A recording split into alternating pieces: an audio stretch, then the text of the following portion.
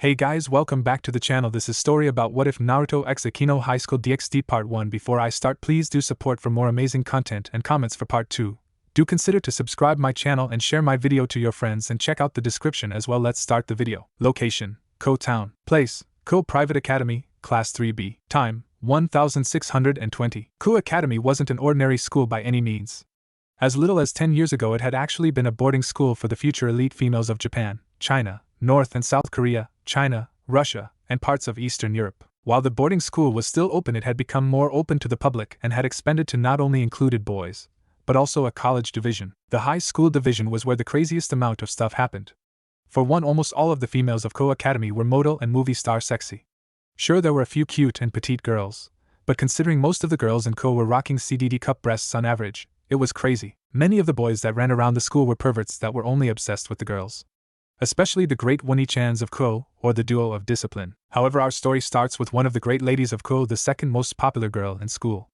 Himejima Akeno, the 17-year-old woman, was the very definition of a Yamato Nadeshiko according to most of the boys in the school. Akeno could be considered quite tall for a Japanese woman, standing at 5 feet 6 inches with a voluptuous figure, large breasts that were easily the biggest in the school at F-cup and gravity-defying, very long black hair and mischievous violet eyes. Her hair is usually tied in a long ponytail, reaching all the way down to her legs with 2 strands sticking out from the top and sloping backward, with an orange ribbon keeping it in place. She wore a white long-sleeved, button-down shirt with a black ribbon on her shirt collar worn under a black shoulder cape and a matching button-down corset, a magenta skirt with white accents, and brown dress shoes over black crew-length socks. The violet-eyed young woman was bored out of her mind at the moment. English was a bit of a boring subject, especially when one could speak it fluently. Maybe she should have signed up for German, or French like her best friend. Then again, being a third year was challenging. None of the boys interested her. The girls who admired her were too scared to come near her, and those who she called her school friends were all basic yes men. It annoyed her to no end. Before anything else could go through her mind, she felt something vibrate against her breasts. Reaching into the hidden pocket of her shoulder cape, Akeno pulled out her cell and read the text she just received. Daddy, I'll be in town tonight around 7 p.m. Go to my place and wear something sexy. Don't plan on getting any sleep. Akeno blushed at the text, making a few of her friends look at her. Okay, Daddy, Akeno quickly texted back. It was a good thing Rias didn't need her tonight. Location: downtown Kuo Academy. Place: Namikaze condos, 9th floor. Time: 1700. Akeno walked up to the door of the 9th floor condo that her lover owned. She pulled out her spare key and opened the door, before closing it. The condo was pretty average if you asked her. A large open space was the living room with a spiral staircase that lead up to the bedroom loft on the 2nd floor that overlooked the rest of the condo. 10-foot windows allowed a view over the city and into the condo were it not for the reflective coating on the outer windows. The couches were a light blue, as was the rug underneath the oak table. On the walls were a few scrolls that had ancient text on them, as well as several books on a case. The dark-haired young woman smiled to herself. She walked over to the closet and looked through the clothes that were there. Smiling to herself, she grabbed one out of the closet. It would knock his socks off. It would be another hour before the door opened to the condo, and in walked the owner. "I'm home," came the voice of the owner as he slipped off his business shoes. Stepping more into the room, he heard the bubbling of the rice cooking and soup boiling. Akeno came from around the corner and smiled. "Welcome home, Naruto-san," said Akeno, wearing nothing but an apron, stockings, and a thong. The now named Naruto was a young businessman who had just inherited Senju Industries from his descended father Senju Minato. He had only just graduated college at 24 and now at 25 was already making headlines and breaking boundaries. Not to mention that he was handsome, to say the least. Standing at 6 feet 3 inches, he was much taller than the average Japanese man. Probably had something to do with the European blood flowing, though his veins, well built, not like bodybuilders of guys who went to the gym just to go. He was built like every muscle was to be used. A warrior build, blonde hair that was spiky in appearance, purple eyes that if Akeno didn't know any better would signify him as a crow, 3 whisker-like marks on each cheek, birthmarks. Akeno knew that on his stomach was a strange tattoo, but had never asked about it. He wore a navy blue suit, white dress shirt, and matching suit pants. Akeno licked her lips. He wouldn't be wearing those cloths for long. Naruto smiled. The young man smiled as he walked up to Akeno and kissed her on the lips. Akeno tried to keep herself from moaning, but Naruto's hands found her ass and lifted her into the air. Akeno wrapped her legs around his waist as he began to walk to the bedroom. "Daddy, what about the food?" asked Akeno, her voice heavy with lust. "You already set it aside on a warmer," growled Naruto. Akeno smirked. "You know me too well, Daddy." By the time they made it to the bedroom, Naruto had shed his clothes and had already began to ravage Akeno. It would be close to 5 in the morning before Naruto had finished taking Akeno every way he could think of, and some rather inventive ways. In the bed, on the wall, against the glass, back in the living room, and in the bathroom. Of course, that was the norm when Akeno was in the arms of Naruto. Every hole of Akeno's was filled at least twice with his cum. Were it not for several factors, Akeno would probably be pregnant with triplets right now. It was nearly noon when Naruto awoke from his sex-induced sleep. He looked down his chest to see Akeno sleeping soundly. Naruto smiled at her, before kissing Akeno on the forehead. It had been about 2 months since Naruto had last seen Akeno. Naruto sat in a chair as he worked on some work for Senju Industries. While many people would be remised in understanding what they actually did, Senju Industries, they were a medical company that had holdings in several other industries from electronic to entertainment. He currently only wore some jeans. While it could be considered strange, Naruto didn't really care.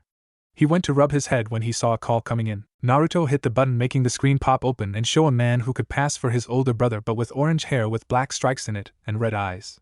In truth, this guy was probably closer to his ancestor's age. In the background, Naruto could make out the naked body of a blonde woman with multiple tails. Kurama's mate. "What do you want, Kurama?" asked Naruto, leaning back. Kurama smirked. "Someone got laid last night. Why are you surprised?" "I do have a wife and several children, you know," said Naruto. Kurama waved his clawed hand.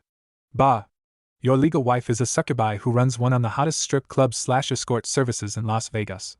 A wife you haven't seen in a year, by the way, and your supernatural wife is the queen of vampires, who, due to the infighting between the Dark Lords faction, you haven't seen in 5 years. Hell, thanks to that prick Shuzen claiming your daughter as his own, you haven't even seen her in that amount of time. If you would just allow me to declare war started Kurama. Naruto narrowed his eyes. "No, Kurama. We've both been through too much and lost so much more. War with the vampires would defeat the purpose of me marrying Akasha. The infighting with the Dark Lords has nothing to do with us, and Shuzen is personal business, not political," Kurama growled. "The fact that he is keeping one of my nieces hostage is political business. Yasaka may be the Foreign Affairs Minister of the Kyoto Yokai faction, but we both know that I am the Minister of the Army, and you are the ruler of Kyoto. Why you insist on us hiding our strength is beyond me." Naruto leaned back in his chair. "It took a lot for us to fool heaven into thinking we were dead. I want to keep it that way. As for Kyoto, remember that the only reason Tsukiyomi and Amaterasu allowed us to keep going without their supervision is because the other factions are all watching the biblical faction's truce. The nine-tailed fox did indeed know this. In fact, it was his idea to follow in the footsteps of the other factions and bow out, as it were. However, had he known that the devils were going to set up shop in their backyard, he would have obliterated them in the last war. That was well over 3,000 years ago at this point." "Fine, I coincide. I called to let you know that several humans from the Angel faction were caught infuriating the Senju head office here in Kyoto," said Kurama. Naruto narrowed his eyes. "Who gave the order?"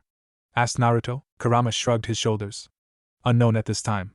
But we do know that it came from at least the fifth heaven, if not the sixth. Michael and Gabrielle wouldn't risk their people on a whim. They know that Senju HQ is nearly impenetrable thanks to the seals I placed around the building, plus it's part of the Yuki faction territory." "That's asking for an ass-kicking, Uzumaki style," said Naruto. "You're thinking Raphael or Uriel?" asked Kurama. Naruto shook his head. "No. More likely a human working on some convoluted reasoning," said Naruto. Kurama nodded. "I'll keep you informed, but you need to hurry back to Kyoto. Kuno-chan misses her uncle," said Kurama, turning off the monitor before Naruto could speak. Naruto sighed, before cutting off his computer.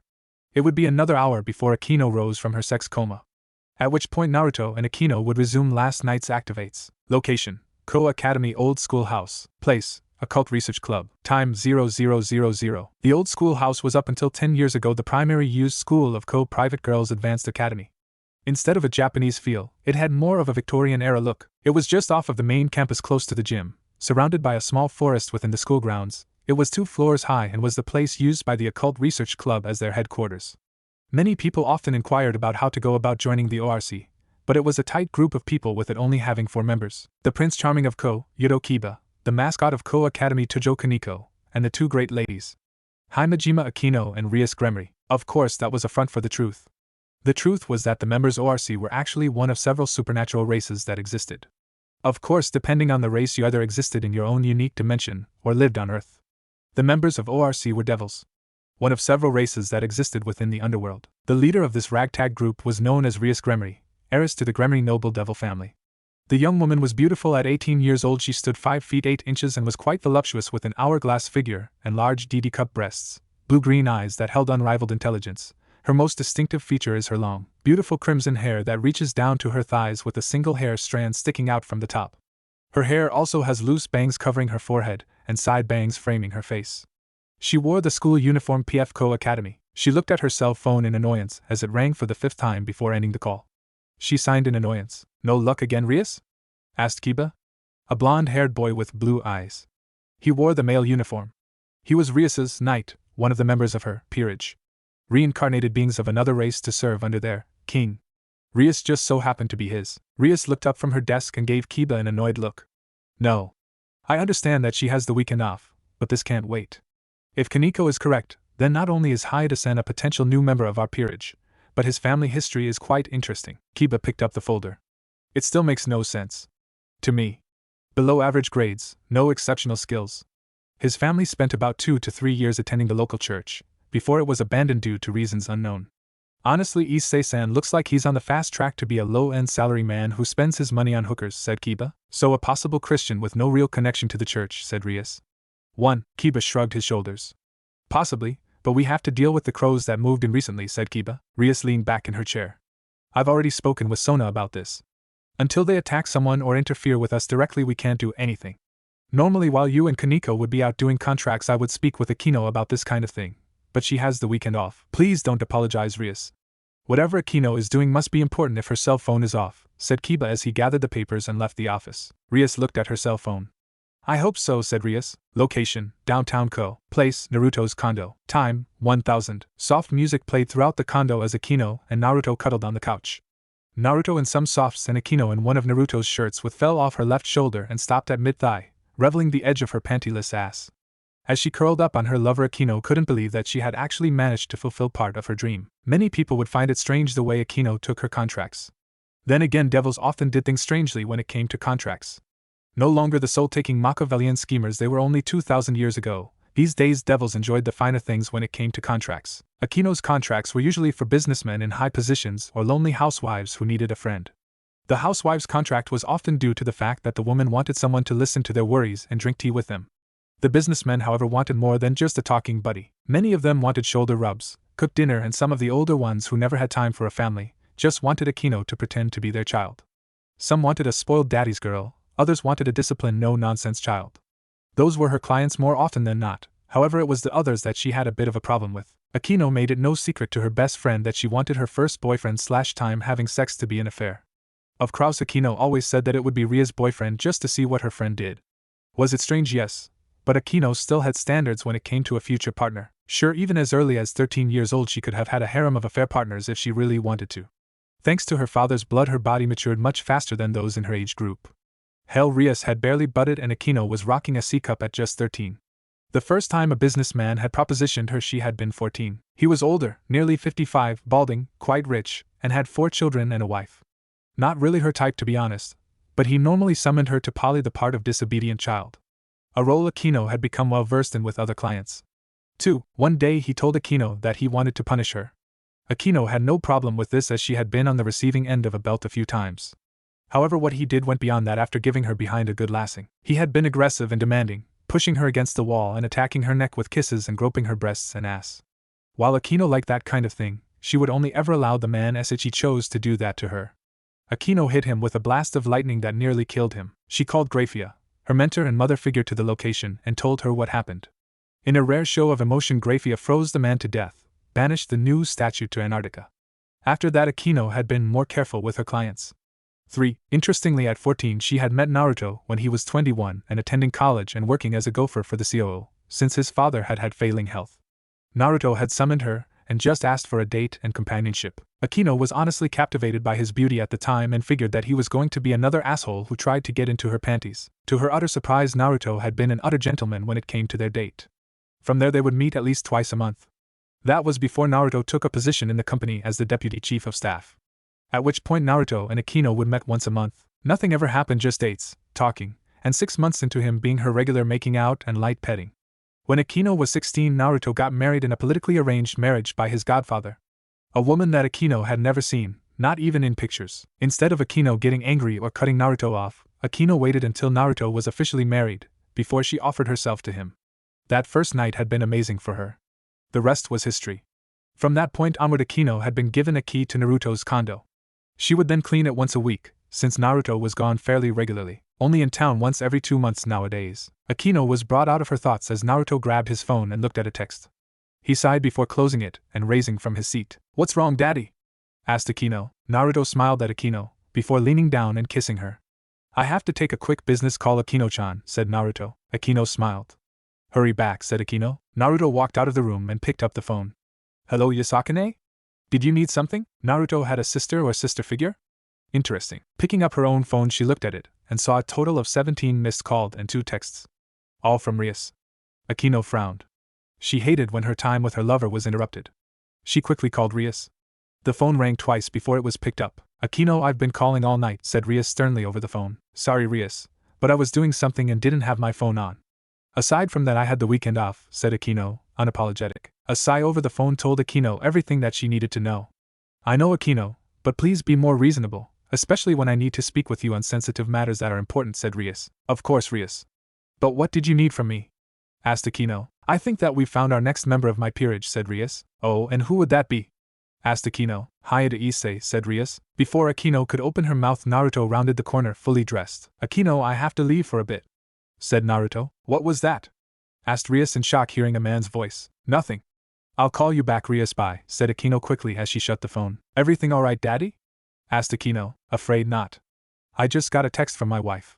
My daughter got into some trouble in the States, and her mother sent her on the first flight over here. Why she didn't tell me sooner, I have no idea. My wife does some strange things, said Naruto. Akeno titled her head. This wasn't going to be good. Do you need me to leave, Daddy? Asked Akeno. Naruto shook his head. No, in fact, you can stay.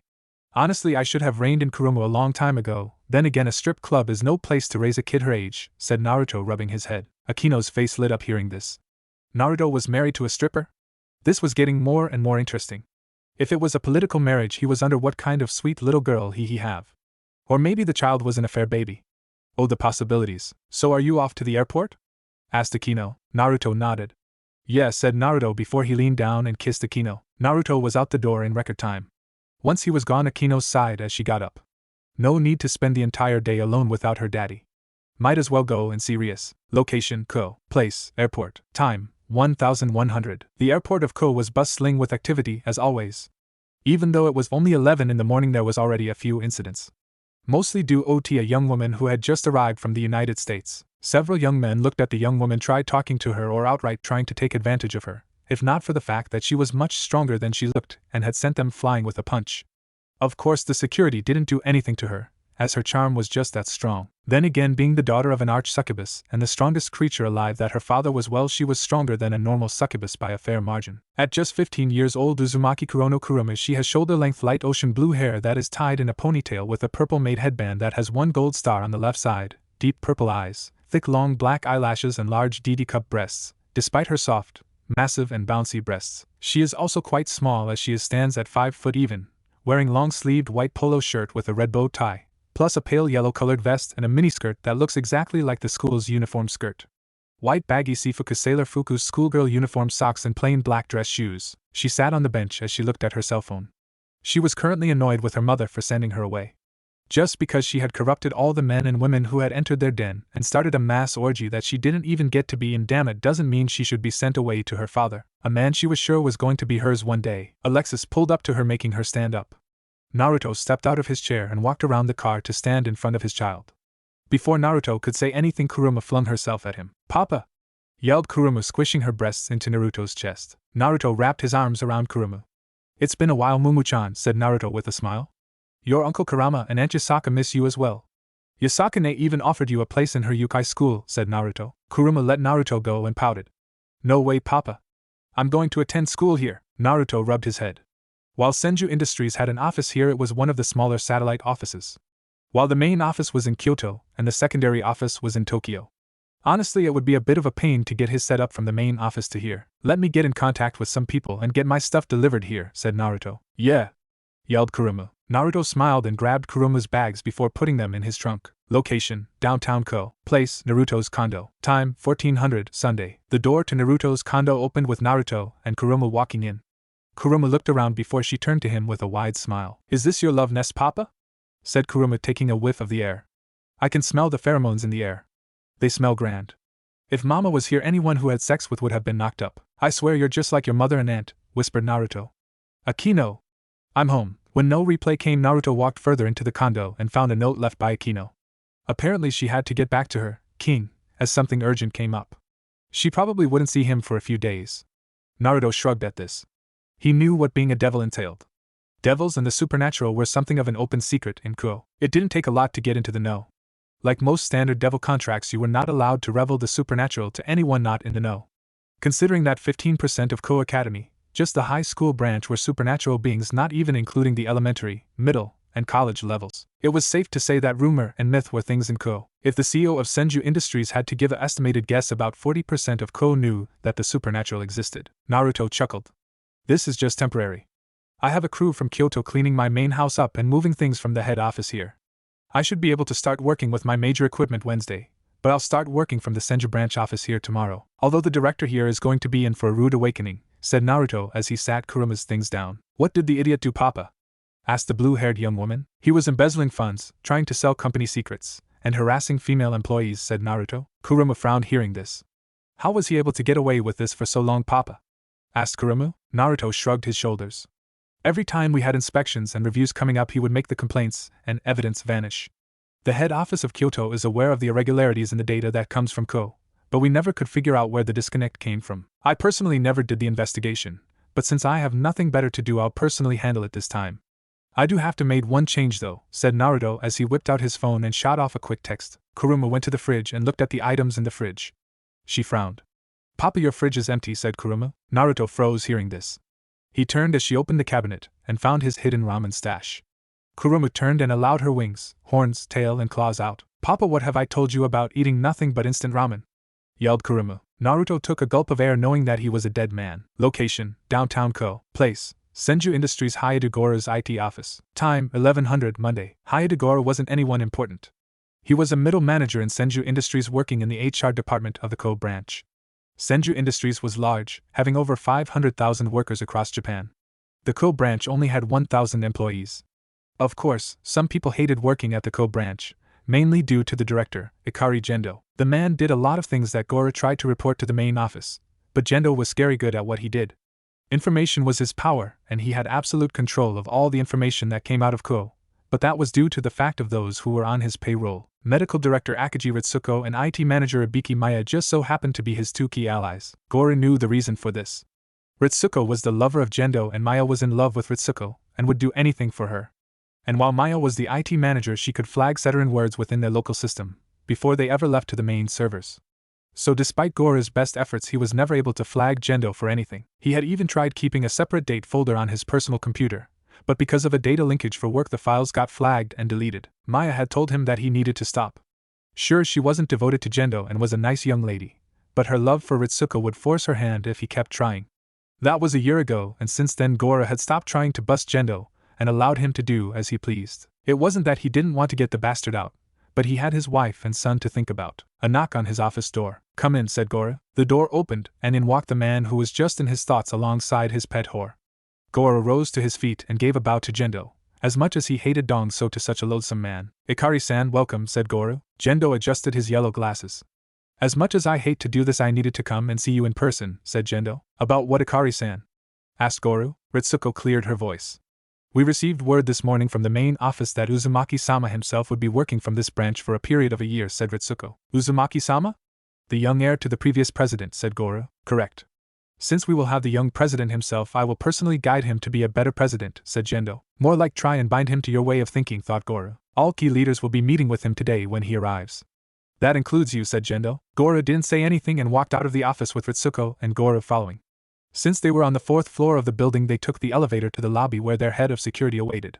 A former major in the JSDF and one of the few people that wasn't an ally or an enemy of Jendo, Katsuragi Misato. Misato was as beautiful as she was kind, funny, and tactically brilliant young woman with long dark violet hair that is wavy with bangs parted to the sides and dark brown eyes. She wears a sleeveless black flapper dress with a cross necklace, a fancy red jacket with stylized accents and having the sleeves rolled up to her elbows, a black watch on her left wrist, and black ankle boots. Gora had always liked Misato.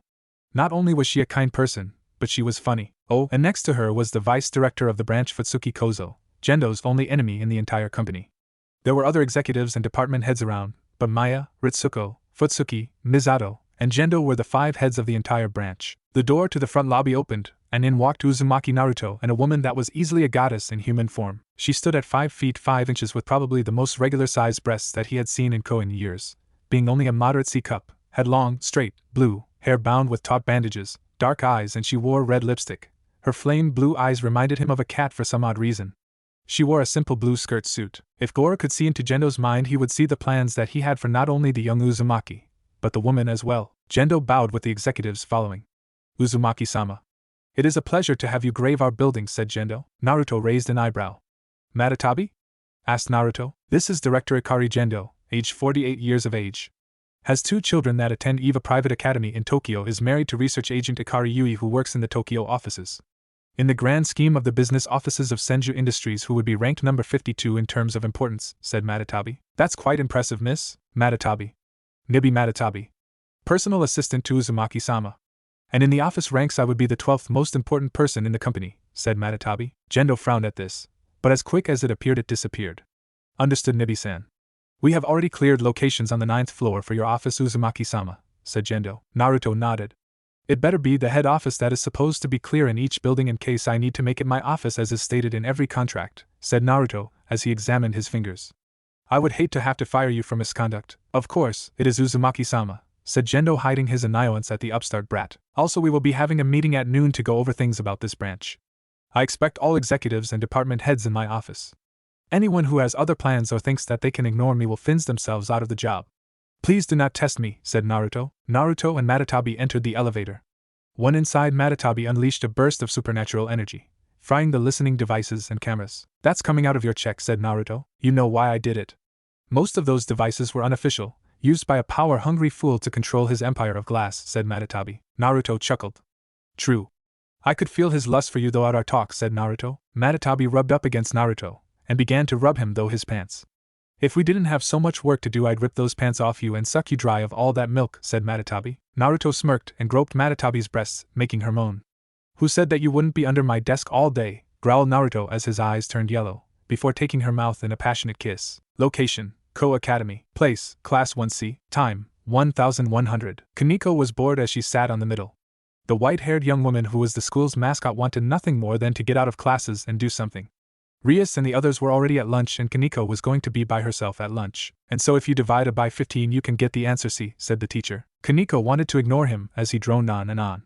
She was actually on the verge of sleeping when she felt it. She looked at the door and her eyes narrowed. A strong Yukai aura. What is it doing here? Why didn't Sona-sama or her peerage intervene? Thought Kaneko as she prepared to reveal her devil side if needed. The door opened, and in walked the principal of the high school division. He pulled the teacher aside and began to talk. Kaneko wasn't concerned about what they were talking about. Her entire focus was on the Yukai that was just outside of the door. The teacher nodded and stood before the class and clapped her hands, getting their attention. Okay, class. We have a new student joining us. She's a transfer student from all the way from the United States. Please come in, said the teacher. Kaneko was on guard as she awaited whoever was coming through the door. What she got was more than she bargained for. Instantly all the guys started to drool and look at the blue-haired beauty that wandered into the room and up to the board and wrote her name in perfect Japanese. Kurumu. The girl turned and Kaneko instantly had a dislike of this woman. Although it had nothing to do with her large chest cough, a cup angst cough. No, her aura was that of an B-class Yukai. Unlike devils that rank themselves from low to super class, and the angel caste, be it pure or fallen, that used their number of wings as an indicator of how powerful they were, Yukai used a ranking system of FSS. There were even rumors of a SSS class and even a O-class Yukai. Hello everyone. My name is Kurumu. I'm 15 years old and I hope we can get along, said Kurumu, winking at the class. Everyone went crazy and began to throw questions at her, many asking if she had a boyfriend, her 3 sizes, and other such questions. Kurumu took it all in and answered what she could, but told everyone that while she was proud of her 3 sizes she would keep that to herself. Once everything was calm, she was told to sit in the empty desk next to Kaneko, too. As Kurumu sat down, she turned to Kaneko and stuck her hand out. Hi, I'm Kurumu. Kaneko looked at her hand before taking it. Toujours Kaneko. Kurumu smiled. I hope we can be good friends, Kaneko-chan. Location: downtown Ko. Place: Senju Industries. Uzumaki Naruto's office. Time: 1900. The 9th floor office was massive, big enough to fit 2 studio apartments inside of it. All the windows were ceiling high. Naruto sighed in annoyance as he read through the reports that were on his desk. The Kuo branch was a bigger mess than he thought. Naruto was going to have to do a lot to fix it. The meeting had run longer than intended, and Ikari had tried to take control and worm his way into the picture as Naruto's right-hand man. He was just glad that Matatabi shut it down before it got too far. Jendo definitely had an iron hold on the company in this location, but Naruto had a plan to fix that, but he was going to need help from 3 people to disrupt Jendo's power base. The knock on his door was his first of those 3 meetings. "Enter," said Naruto. The door opened, and in walked Goru. The man walked and stood several feet away from Naruto's desk. "You wanted to see me, sir?" asked Goru. "Yes, I do. You see, Akari-san thinks that the Kyoto offices are blind to what he's been doing, but we're not. In fact, we know what he's been up to since my father was in charge," said Naruto. Goru opened his mouth. "But none of the things I've done have gotten out of this office, which is why I'm giving you this," said Naruto, reaching into his desk and pulling out a mini laptop. It looked no bigger than an handheld gaming device. "This has a direct link to the head office servers. Anything that you post there will be reviewed by the head offices, and since I know Jendo is going to try something, I have my team back at Kyoto looking into his accounts. Do your part and he'll be out of here within a month." Goru didn't know what to say, but he knew a plan when he saw one. "Hi Uzumaki-sama," said Goru, before he left the office. Once he was gone, Naruto grunted as he felt a release of deep satisfaction. He rolled his chair back and looked at Matatabi, who was licking her lips of his excess seed, before she planted a kiss on his cock. "Thanks for the meal, Naruto-sama," said Matatabi. Naruto sighed. "Don't you have a job to do, you horny cat?" asked Naruto. Matatabi rose from her knees and straddled Naruto's waist. She sighed in content as she felt him in the deepest parts of her womb. "Of course. My job is to take care of your professional life as well as take care of this bitch breaker you got here," moaned Matatabi as she began to rock her hips. Naruto's hands went to her hips. "You're such a slut," groaned Naruto, enjoying the feeling of her walls. "Only for you, Naruto-sama. Now Kitty wants you to knock her up like you've done to several sluts and bitches over the years," moaned Matatabi. Location: Kuo Academy. Place: ORC Clubhouse. Time: 1000. A month. That's how long it had been since the fallen angels had moved into Kuo. A month since they had set up shop at the abandoned church. A month since the Yukai had come into Kuo. A month since she had discovered that Naruto Issei had a sacred gear inside of him. A month was a long time to Rias, aseptically with her problem looming in the background. Personally, she would rather have settled this with words alone. Reaching out, she picked up the pawn that was on her chessboard and moved it before the king piece. A knight, a rook, a bishop that she couldn't use, and a queen. From the outside looking in, her peerage was weak mess. Although it didn't matter, her friends were her family, and her family was the strongest out of all the young devils since 2 of her current 4 pieces were sacred gear users. She could win, but it would take sacrifice. One she wasn't willing to make. Turning again, she looked at the board that contained 5 pictures of prospective people for her peerage. The Kendo Club co-captains Murayama and Keitase, the second most perverted girl in the school Ika Kiryu, the former baseball-playing bald pervert Matsuda, and then the below-average young man Issei. All of them would have made good pieces for different reasons. Murayama and Keitase were actually pretty good swordswomen, and they would complement well with Kiba's sacred gear sword birth. Ika Kiryu because she had a latent talent for magic if Akeno was to be believed. Then there was Matsuda. He was a strong young man and he could easily be a defensive-style rook. Then there was Issei, the prize among them all and the person that she knew was going to be her pawn. He was a basic pervert, was destined to live an average life and die an average human. Were it not for something as simple as the fact that he had an unknown sacred gear. The only reason that Rias kept such a close eye on him. Normally she wouldn't have bothered with him. The feeling of a gear didn't mean anything. It was Kaneko who helped her figure it out. The smell of a sleeping dragon coming from his left arm. Rias, like many devils, had researched to a bit of research into the sacred gears. Rias in particular studied the 2 great dragons. The White Emperor Dragon and the Red Emperor Dragon. And it was well known that the Red Dragon Emperor is normally housed in the left arm of his host. The others were just there as a fallback. The door to her office opened and Akeno walked into the room. "What is it, Akeno?" asked Rias, turning to the door. "Yesterday, right after school ended, a fallen angel made contact with Naruto Issei. We need to move forward with Plan B, Rias." Rias looked at her pawn. "I was afraid you would say that," said the red-haired she-devil before picking it up and moving it forward to D4. Location: Ko Town. Place: Senju Industries Ko Branch. Naruto's office. Time: 1200. Matatabi sighed as she walked into Naruto's office. Normally she would be quite excited to enter her lover's office. While it didn't seem like it at times, Matatabi was a consumerist professional. She was Naruto's right-hand woman. She would do anything for him. After they had come to this world several thousand years ago, Naruto had released her siblings to do as they pleased. The tailed beasts scattered across the globe. Sure, their influential natural powers had influenced some myths, natural disasters, and the like, but they never did it on purpose. It wasn't until they disappeared one by one that it became clear. The tailed beasts had come under attack. Everyone from Isabu to Gaiki vanished within the span of 50 years. It was probably 200 or so years before the start of the biblical wars that the angels began to hunt down Matatabi. It was some time after she had given birth to the 3rd generation of Nekasha with her then husband and Ikomata. Matatabi had actually been minding her own business, living in a rural village in Japan. She had also barely given birth to her 3rd litter. What cats tended to give birth to quintuples and the like fairly regularly, She had been laying about after feeding her children when she felt the appearance of the angels. An entire battalion of angels had come to conscript them for their army over mounting tensions with their fallen brethren and the devils. Their leader at the time had been someone who had 8 wings.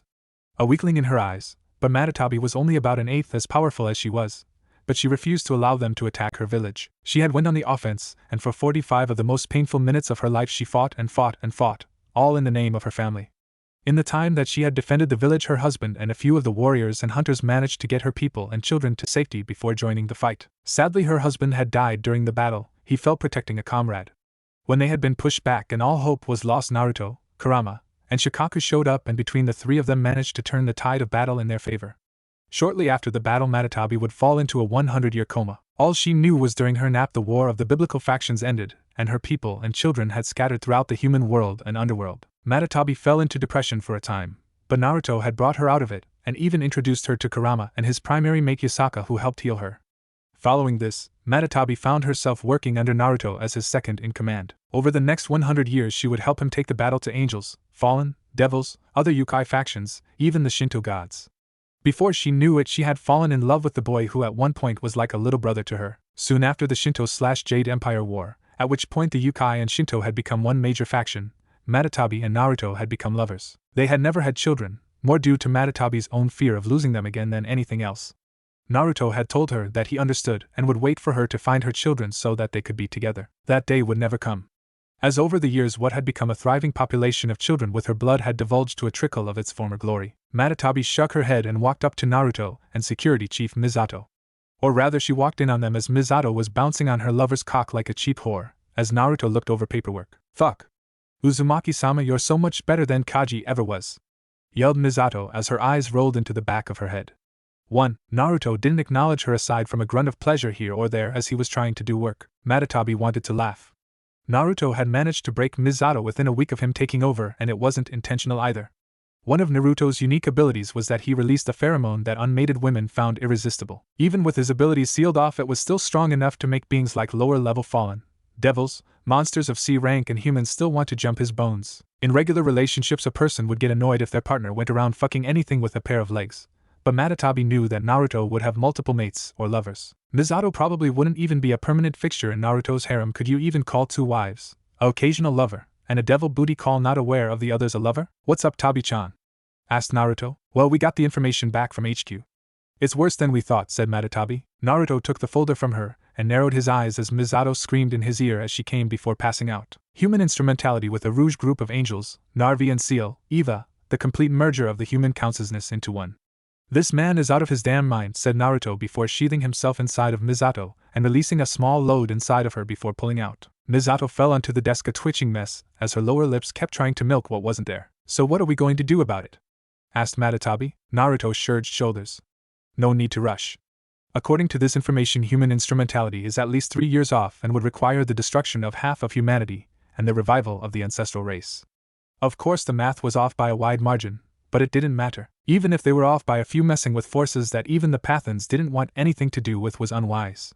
"Tell Yasaka that I need 8 assault teams prepped and ready to move out at my command. I have a time frame, but it's not going to happen for at least another 3 weeks to 4 months, said Naruto. "Anything else, Naruto-kun?" asked Matatabi. Naruto gave Misato's ass a solid smack, activating the seal that he had put on there the first night her had fucked her into oblivion. "I'll be with Kurumu-chan this Saturday, so unless it's an emergency that needs my direct supervision, I'm not to be troubled. Also get Misato dressed and back to her post. I'd rather she not come to and find herself here, especially since I activated the seal." "Understood, Uzumaki-sama," said Matatabi, slipping back into the character of just a loyal secretary. Location: Ko Town. Place: Central Park Eastern Fountain. Time: 1900. The father-daughter duo of Uzumaki Naruto and Uzumaki Kurumu had been an utter success if you asked Naruto. They had to pretend to be brother and sister in most locations. Naruto had taken Kurumu eating, shopping, and to the fairies' will. All in all, it had been a marvelous day. Currently the duo were walking around the park. "Papa, when are you going to call Mama and Auntie here?" asked Kurumu. Naruto chuckled. "You and I both know your mama is someone who plays by her own rules," said Naruto. Kurumu sighed. "Truth. I mean, she hasn't had to really feed on anyone in a long time," said Kurumu. A common misconception about Supply was that sex was the only way they feed. It wasn't true. They actually could feed just by entering someone's dreams. Sex was just easier to get the power they needed. Last time Naruto had been with Uchiha and her sister Kairo Shade last year. Honestly, he wasn't sure how he didn't end up impregnating both of them, a queen and an arch. Of course, that night 7 members of their den ended up pregnant, just not with his kids. Naruto and Kurumu looked at each other as they felt a barrier activate. Looking around for the source of the barrier, they found it. It was coming from an attractive young woman with violet eyes having a slender body. She had long silky black hair down to her hips and possessed 2 black feathered wings, wearing black, strap-like objects around and under her breasts, a thong-like piece held around her hips by 3 thin straps, gloves that ran right up her arms with small lengths of chains hanging from them, shoulder guard-like objects on her shoulders with 3 large spikes sprouting from her right shoulder, and black thigh-high heel boots. On her left wrist was a pink scrunchy bracelet. She had a boy's face in her hands. He was nothing special to look at. Average height with short, spiky brown hair, with 2 short locks of hair behind his head, and light brown eyes. He wore a black collared shirt, a gray sweater, skinny dark blue jean pants, and a white shirt over it. This was the son of Hyetagoro. Issei. Well, Naruto couldn't let anything happen to him. He needed Goro to be effective at his job. Naruto sighed in annoyance. Kurumu held her arm tighter as they watched the fallen angel throw her spear at Gora's son, if looks were to be believed. Naruto shrugged Kurumu off. Before vanishing in a blur of static and sound, he appeared before Issei and caught the spear with his hand before crushing it. What? Asked Reiner, stepping backwards and glaring at Naruto. Who are you? Asked a terry-fed Issei. Naruto glanced at him for a second, before looking at Kurumu. Take this boy home, Kurumu. If you run into any more crows, I give you permission to do what you need to do to protect his life as well as yours. Even up to full release, said Naruto. Kurumu appeared next to Issei and grabbed his arms, before sprouting wings. Yes, Papa, said Kurumu. And who do you think you are? Asked the fallen angel. Naruto looked at the girl before him closer. She looked really familiar. In less than a second his brain searched thought years and found a woman who looked like her. It was of a wedding. A forbidden love. You're Azazel's kid. You look like your mother. If I remember correctly, Sarah, said Naruto. Reinara stiffened at the mention of her mother. A human excommunicated nun. Excommunicated because she tasted that which is forbidden to all maidens serving under the Lord's name. Sex. To the best of her knowledge, Sarah was the only woman her father had lain with. This led to both Azazel's fall from grace and the start of the Grigori. This was the reason that she had never seen the grace and glory of heaven. But the stiffness quickly left her body. With a roar of anger, she pulled all of her energy into the spear as a second pair of wings burst from her back, dripping blood, as she created another pink spear and threw it at Naruto. The spear was only feet from Naruto, before he caught it and crushed it. Reiner looked at Naruto in slight fear. No human should have been able to stop the attack of a 4-winged fallen angel. Vanishing from her sight, Reinara looked around as she heard the sound of static every few seconds. Naruto appeared before her and went for a punch, but stopped shy of her face. Reinara was about to mock him, but was blown away by an unseen force. Whatever had hit her was too strong for her to correct herself in time. Ned, she was sent those several trees almost 100 feet away from where Naruto was. Naruto pulled his fist back and looked at it. Way too much force, said Naruto. Reiner flew into the air panting. She was bleeding from several wounds and other such injuries. Wiping her mouth, she glared at him again. Who are you? From the fact that I can't sense a demonic aura on you, I'd say you're no devil. Nor do I feel any holy energy, so you're no angel, and I know all fallen thanks to my father, so who are you? A Yukai? Naruto rubbed the back of his head. The fact is that if I tell you who, or more specifically what I am, it's going to open a can of worms so big it will make the biblical war seem like a schoolyard scuffle. It's been more than 100 years since I've had to actively get involved with anyone other than the vampire and western monster factions. Don't make me get involved in a pissing contest between 2 little girls and their friends, said Naruto. If you don't tell me now, I'll cut you to ribbons, you bastard, yelled Reiner. Naruto sighed, before he looked at Reiner dead in her eyes. Before Reiner knew it, she felt something akin to primal fear gripping at her head. She began to hyperventilate before falling from the sky and laying on her ground, barely managing to get to her hands and knees, before pissing herself in fear. Looking back to the man, she saw that he was now mere feet away from her. She scrambled backwards in sheer terror, trying to find her voice. Monster! Yelled Reiner, as tears began to run down her face. Monster is a subjective term. To a canary, a cat is a monster. You're just used to being the cat, said Naruto. Reiner didn't stick around any further, as she flew off into the night. She had to tell the others. To warn them. Stay away from the whiskered man with blonde hair and eyes that could invoke fear on a level that not even her father could do. She had to warn them of the creature that existed from the old war. The strongest creature was in Kuo and wanted to be left alone. Location: Kuo Town. Place: Hyade Residence. Issei's room. Time: 1905. Kurumu flew Issei to his house, before pushing the window open and flying in before dropping Issei on his bed. Kurumu landed on her feet, before putting both her hands out and muttering a few words. A blue barrier appeared around the room, preventing sound from escaping as well as any supernatural power above a certain level from being felt. Kurumu turned to Issei and found that he was a drooling mess. Oops. Forgot to turn off the charm, said Kurumu as she pulled her excess power in. It took a moment, but Issei was able to regain his composure before shaking his head. Where am I? The last thing I remember is Yuma tried to kill me, said Issei. Kurumu leaned on the desk. Yeah, that tends to happen from time to time, said Kurumu. Issei looked at Kurumu and couldn't help but focus in on her breasts, those large lovely bouncing orbs that were just out in the open aside from a thin bikini keeping her nips from view. A super thong and black wings and horns. Wait, wings and horns. What the hell are you? Asked Issei. Kurumu rubbed her head while ignoring the fact that Issei was staring at her tits. She was used to it at this point. Normally my dad would answer this, but I'm a succubus and you, my friend, have just found yourself in the supernatural world all because you wanted to get your wet, said Kurumu. Location, Kuo Town. Place, Hyade Residence. Issei's room. Time, 1905. The room grew eerily quiet after the bombshell that Kurumu dropped on Issei. Supernatural? Fallen angel? Succubus. Wait, a succubus. The sex demon that had sex with men and took their life force though their junk. And she was a hot piece of ass if he ever saw one. Damn, this was a blessing if he ever saw one. He had to shoot his shot. Right here, right now. And if he failed, well, he had some decent spank bank material. Will you have sex with me? Asked Issei almost desperately. Kurumu laughed. Sorry, Han, it's not that simple. Even with the power you possess, you're not even on my radar for a destined one, darling, said Kurumu. Power? Unless I have a legendary dong or something, I'm nothing but a regular high school guy, said Issei. Not according to all the females in school. You're the leader of the perverted trio. However, considering that yours is actually pretty big, I'm shocked you haven't gotten a girlfriend yet, said a grinning Kurumu. 1. School. You go to Kuo Academy? Asked Issei. Kurumu stuck out her tongue. Uzumaki Kurono Kurumu, Class 1C, heiress to Arch-Succubus Kurono Ajiha. Nice to meet ya, Issei-san. So what happens now? Asked Issei. Kurumu took out her phone. Nothing. We wait here until Papa calls me and I go home. I'm just going to shop until I get the okay to leave. Feel free to jack off to my tits. Personally, I don't really care. Issei sighed as he tried to wrap his head around everything that had happened. That and the fact that a beautiful babe was in his room.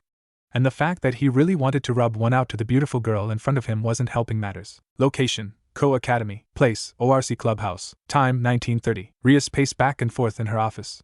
It had been over 30 minutes since the sun had set and still her magic circle had not triggered. The plan had been easy and slightly outside of the rules of devil reincarnation that had been established in the truce. A person had to be asked to be reincarnation of their own volition, however a loophole had been discovered. A person who died, but had a strong will, could be reincarnated within 5 to 15 minutes before they fully passed on. Beyond even heaven or hell. The true afterlife. A place no one had ever been. Akeno summoned Kiba and Kaneko from their contracts. Tell them it is an emergency situation. We need to investigate why Hayate-san hasn't summoned me yet, said Rias. Akeno nodded as it was indeed strange. She pulled out her cell phone and was about to text them in their group chat, but was stopped at the sound of static behind her. Akeno held up her hand, summoning lighting and turning to attack the person behind her, only for her hand to be stopped. Is that any way to greet me, Akeno? Asked the person. Akeno! Yelled Rias as she summoned her own power of destruction. Get away from her or I'll see you to the underworld. Please calm down, Rias, said Akeno calmly as Naruto released. I guess it's best that I introduce you. Rias, this is Uzumaki Naruto, president of Senju Industries, one of my clients, and my lover. Although he has some explaining to do. Rias's jaw dropped open.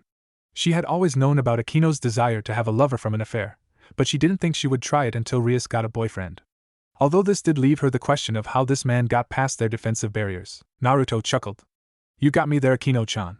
First and foremost, allow me to apologize. While you are correct in my title as president of Senju Industries, that is my human title, I have more than one supernatural title. However, I'll tell you my original title. The Demon Shinobi, said Naruto. Rias and Akeno both gasped hearing his name. The Demon Shinobi had been an enemy of the new Satan faction during the Devil's Civil War. He was responsible for killing off at least 8 pillar families single-handedly. He had also fought all the Satans at least one-on-one, and in one of the most famous battles he had fought Sirzechs and Ajuka in a 2-on-1 situation, and he had escaped with his life, although after that fight he vanished. Many assumed that he had died from his injuries. Apparently that wasn't the case. Rias narrowed her eyes. You still wanted in the underworld for the crimes you committed during the war, said Rias. Naruto smiled at this. The history books are written by the victors. Had the old faction won, I would have been a hero. Good to know you guys have long memories, but honestly, I don't really care. I'm not a citizen or subject to the laws of the devil faction as a whole, said Naruto, taking a seat in the chair at Rice's desk. Rias stepped behind her desk, but had sent a message off to Kiba and Kaneko to arrive as quickly as possible. So what do you want? Asked Rias, keeping a small ball of destruction hidden in her hand. You can put that power away. It would do you as well as that butter knife on your table. I'm here to parley. What I want from you and want nothing. Except for you to honor the treaty and not convenience its laws about the evil peace system, said Naruto. Rias reluctantly released the ball in her hand. How do you know about that? Asked Rias with narrowed eyes. The evil peace system isn't exactly a secret. Especially after what your idiot brother and the other Satans failed to stop a retaliation attack on a Yukai village because a reincarnated devil went rouge. A protected Yukai village at that, said Naruto with narrowed eyes. That had nothing to do started Rias. Child, I'm not going to get into this with you. That situation is way above your pay grade and sits in your brother and Seraph's court as it was on them to keep devils in line. I'm not here to argue morality, and who's at fault in that situation. I'm here to tell you to not get the people of this city caught up within your fight, said Naruto. Rias narrowed her eyes. Kuo is the shared territory of the Hariases Gremry and Citri. We care deeply about all those who reside within our territory, from out servants to those unaffiliated. Naruto leaned back in his chair. This territory is on loan to those clans from the greater Shinto/Yukai faction that rules all of Japan. Devil's primary territory on Earth is Europe, and since the eradication of the Americas pantheons, all of North America. Your claims to this territory can be revoked if certain conditions are met, one of which is the forcing of someone into your peerage against their will or facilitating the death of one who is unaware of the supernatural. Also tell your knight and rook that they need to practice their stealth skills. Naruto turned and caught Kaniko's fist and Kiba's blade. He gave Kiba once over, before looking at Kaniko. Naruto's eyes widened slightly, before he released them both. Before they could attack again, all 4 members of the ORC were on their hands and knees, each of them having seen their death multiple times over. Kaniko was throwing up, Akeno eyes blank, as if she had shut down to spare herself to pain of the aura that was inside of the room. Kiba was shaking like a lead, but on closer inspection he was barely holding on from taking his own life. Rias was the first to recover. After taking a big gulp of air, her hand shot to her forehead where he had used a finger and pierced her brain, before her hand moved to her heart where Naruto had ripped it out, and looked at Naruto, who had returned to his seat. Rias looked at him with narrowed eyes. Please stop looking at me with such hateful eyes, Miss Gremry.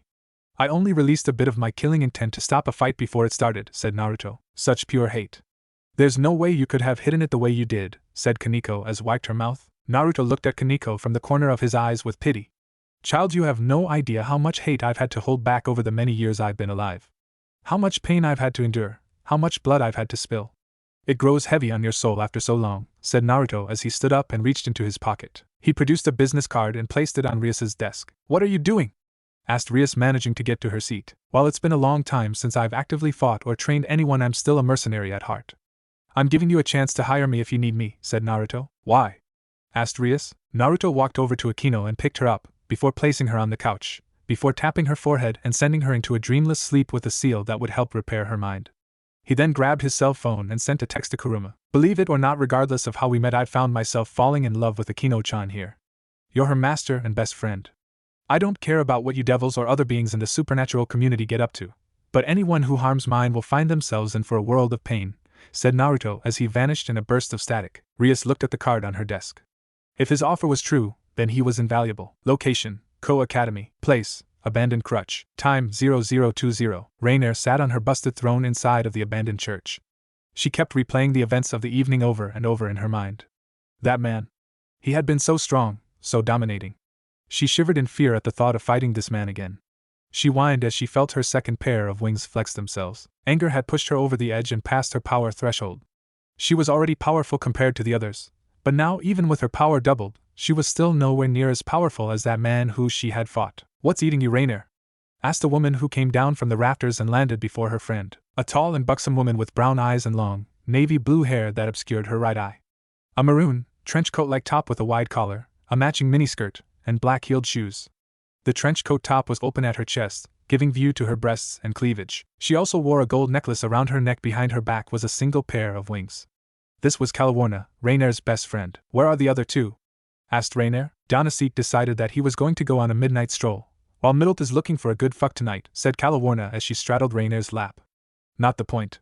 What's eating you, love? Rainier sighed as she leaned back in the chair.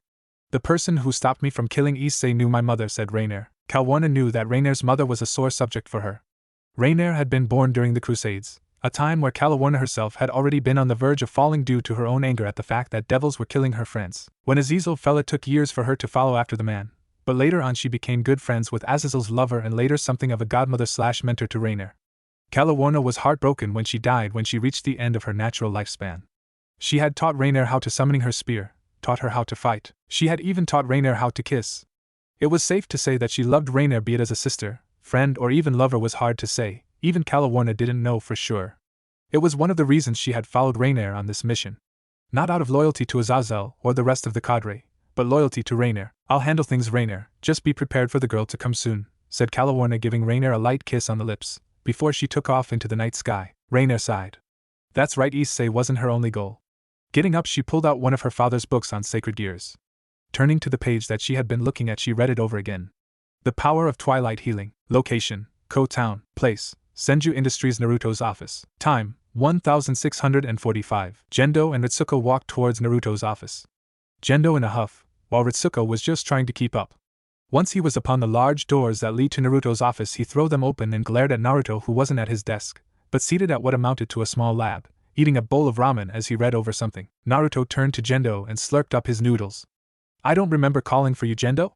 said Naruto. Jendo narrowed his eyes. "No, I needed to come and speak to you about something you did," said Jendo. Naruto set down his noodles. "Oh, and what is that?" Ritsuko stepped up. "So why did you feel the need to shut down Terminal Dogma?" "That location housed at least 70% of this branch's information and research," said Ritsuko. Naruto put a hand on his forehead before he snapped. "Oh, that place. Yeah, I had to shut it down since it was drawing too much energy and data. It also seems that my executive position as president of the company didn't allow me entry into the terminal. There was a good reason for that, sir. I personally veto everyone who works the terminal, and unfortunately, since you haven't been vetoed, I couldn't allow you access. The process was in place before you got here, and I never got around to getting you access," said Jendo. Naruto nodded. "Understood, Jendo, but it still needed to be shut down. Especially if one of our rival companies caught wind of it. I'm not opposed to reopening the terminal, but I need it to go under revision," said Naruto. Jendo looked at Naruto and opened his mouth to speak, but stopped himself.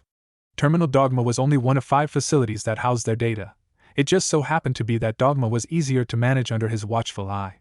The terminals in America and Germany were under Seal's direct control and would be annoying to get access to. However, they still needed the resources of Senju Industries, so their alliance was still needed. Jendo would achieve his goals, and so long as this fool didn't get in his way, then he would count it to be a useful pawn. "Very well, Uzumaki-san. I hope that we can get this unfortunate issue resolved," said Jendo. Ritsuko and Jendo left, leaving Naruto to his own devices. Location: Kuo Town. Place: Streets. Time: 1900. Issei walked down the street. He had just left Motohama's house. A lot of things had happened over the course of the last day. He had spoken to Kurumu, who had only gotten permission to tell him about herself and the basics of the largest of the factions, the biblical faction, and how it was basically divided. He had spent the last day basically lost in his own world. Hell, even getting invited to Motohama's to watch Ring X Mama Vol 3, the title bout, wasn't enough to get him out of his funk. So it was a confused young man who made his way home. As he didn't notice that the streets became barren. The sound of cars and street vendors vanished. "Well, I didn't think I'd get the cutie that Rainier let get away," came a voice. Who are you?" asked Issei as he took a step backwards from the girl. While he didn't understand it, his instincts were screaming at him to run. The girl smirked as she summoned a pink spear and threw it at Issei. Issei could do nothing as the spear pierced his stomach. Issei was thrown off his feet and hit the ground, couching up blood. The Lolita floated over, laughing. "I can't believe how easy that was. Rainier will be happy to know that I killed you," gloated the girl before flying away. Issei coughed as he reached out. He didn't want to die. Sure, he had seen some nice tits, but he was still a virgin. "I don't want to die," said Issei, as he began to bleed out. As Issei began to bleed out, a small circle appeared in his jacket pocket. It glowed bright red as a young woman with long red hair appeared. She looked at Issei. "Do you wish to live?" asked the woman. Issei nodded, too weak to speak. The young woman smiled. "Then be reborn as my servant and fight in my name. Become a servant for the House of Gremory." "Rias Gremory," said the young woman. 2. Issei couldn't keep his eyes open and fell into slumber. Location: Kuo. Place: Hyadu. Time: 0830, Saturday. Issei's eyes shot open as he took a gasp, before sitting up. His hand went to his stomach where the spear had hit him. He knew that it wasn't a dream since Kurumu had explained what she could to him. But that didn't explain why he was alive. He knew that he had died. You didn't dream the kind of pain that Issei felt. The last thing he remembered was that girl with red hair.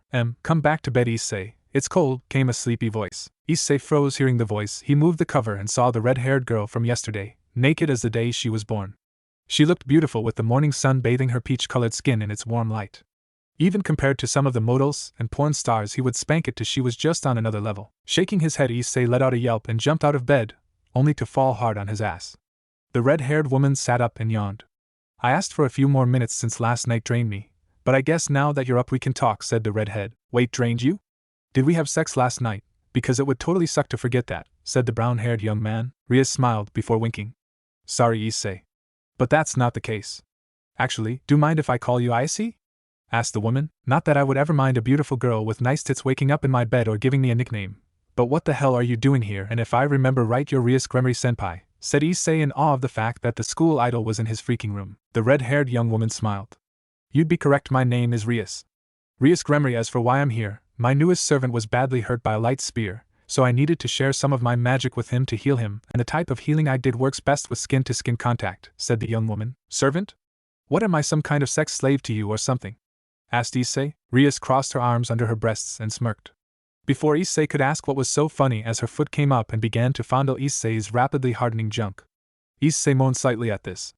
Rias was actually pretty good at using her foot.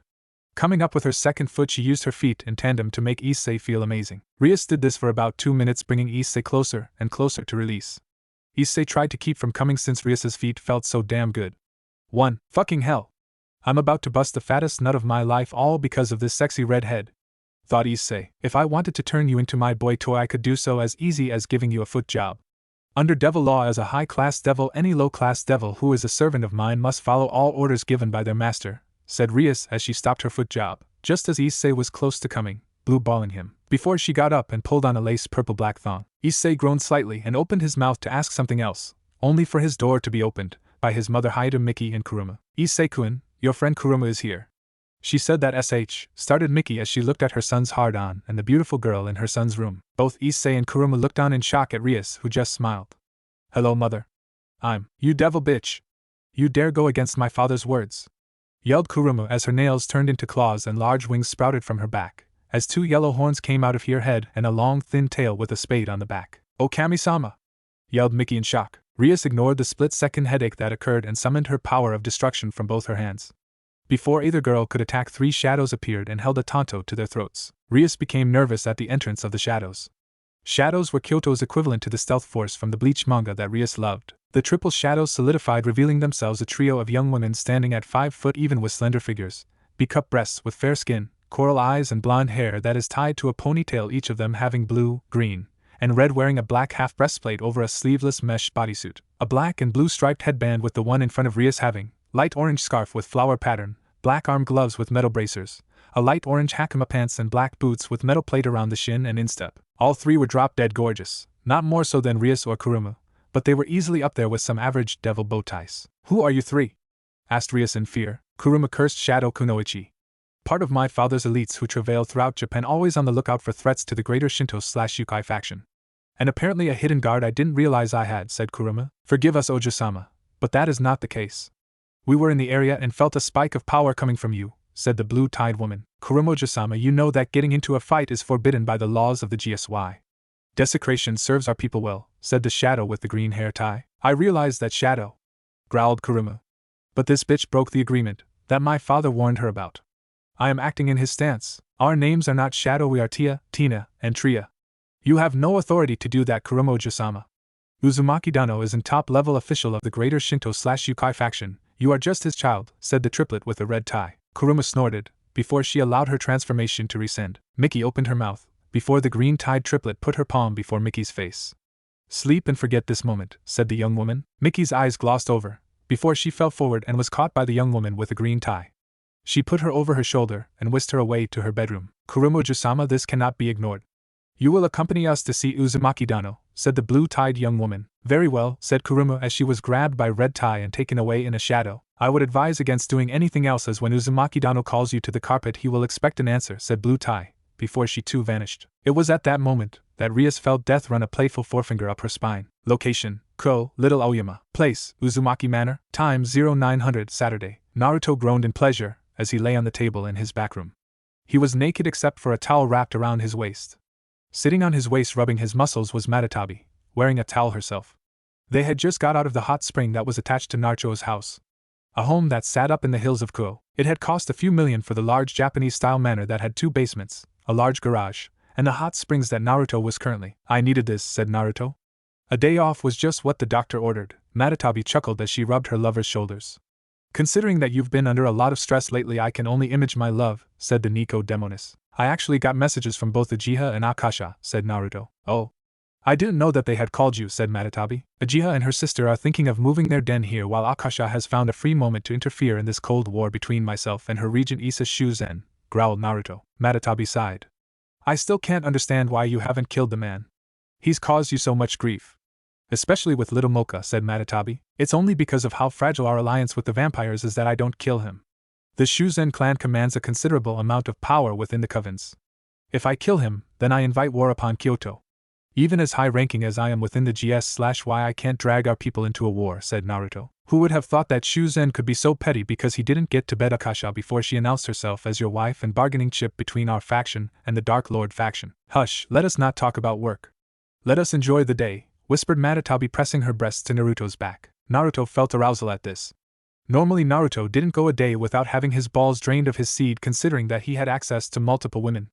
Naruto had sex with multiple women who took his fancy, but he only ever had a few wives within the last several thousand years. The last wife he had before Akasha and Eiga was a young maiden from a village in Italy.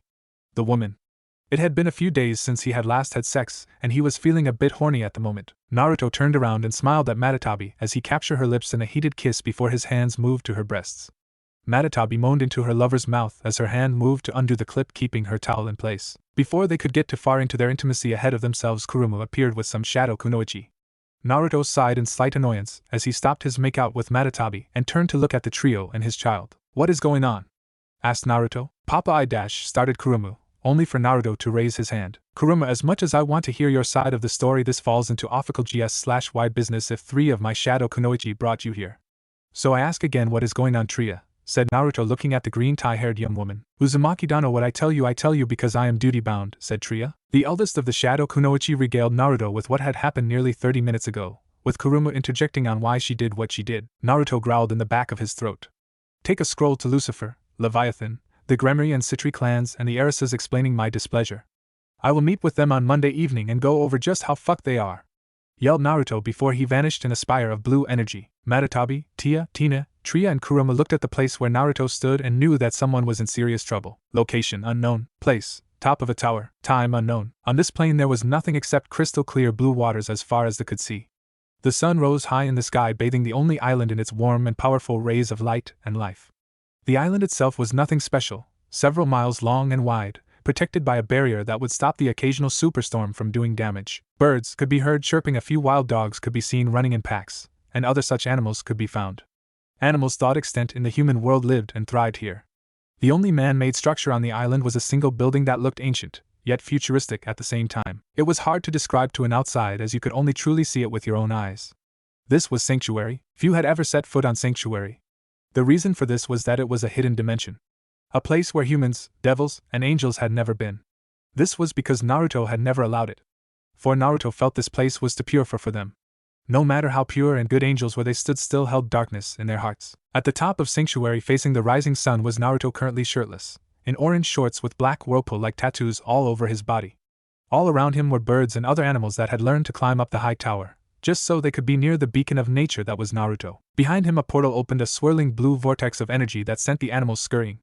The figure who stepped out of the portal was a young female who appeared to be in her late teens, long white hair that was pulled into 3 ponytails with large green balls securing the tails, red markings on her forehead, cheeks, shoulders and chest. A loud glowed with the divinity that the Shinto granted her, teal-green eyes that radiated kindness, a low-cut white kimono with red trimming which hangs loosely over her upper arms, exposing her the upper parts of her breasts, and open to the side where you could see her left leg exposed if she walked just right, red obi sash. The area around her eyes was painted with red makeup and even her lips were stained black to offset the pale white of her skin.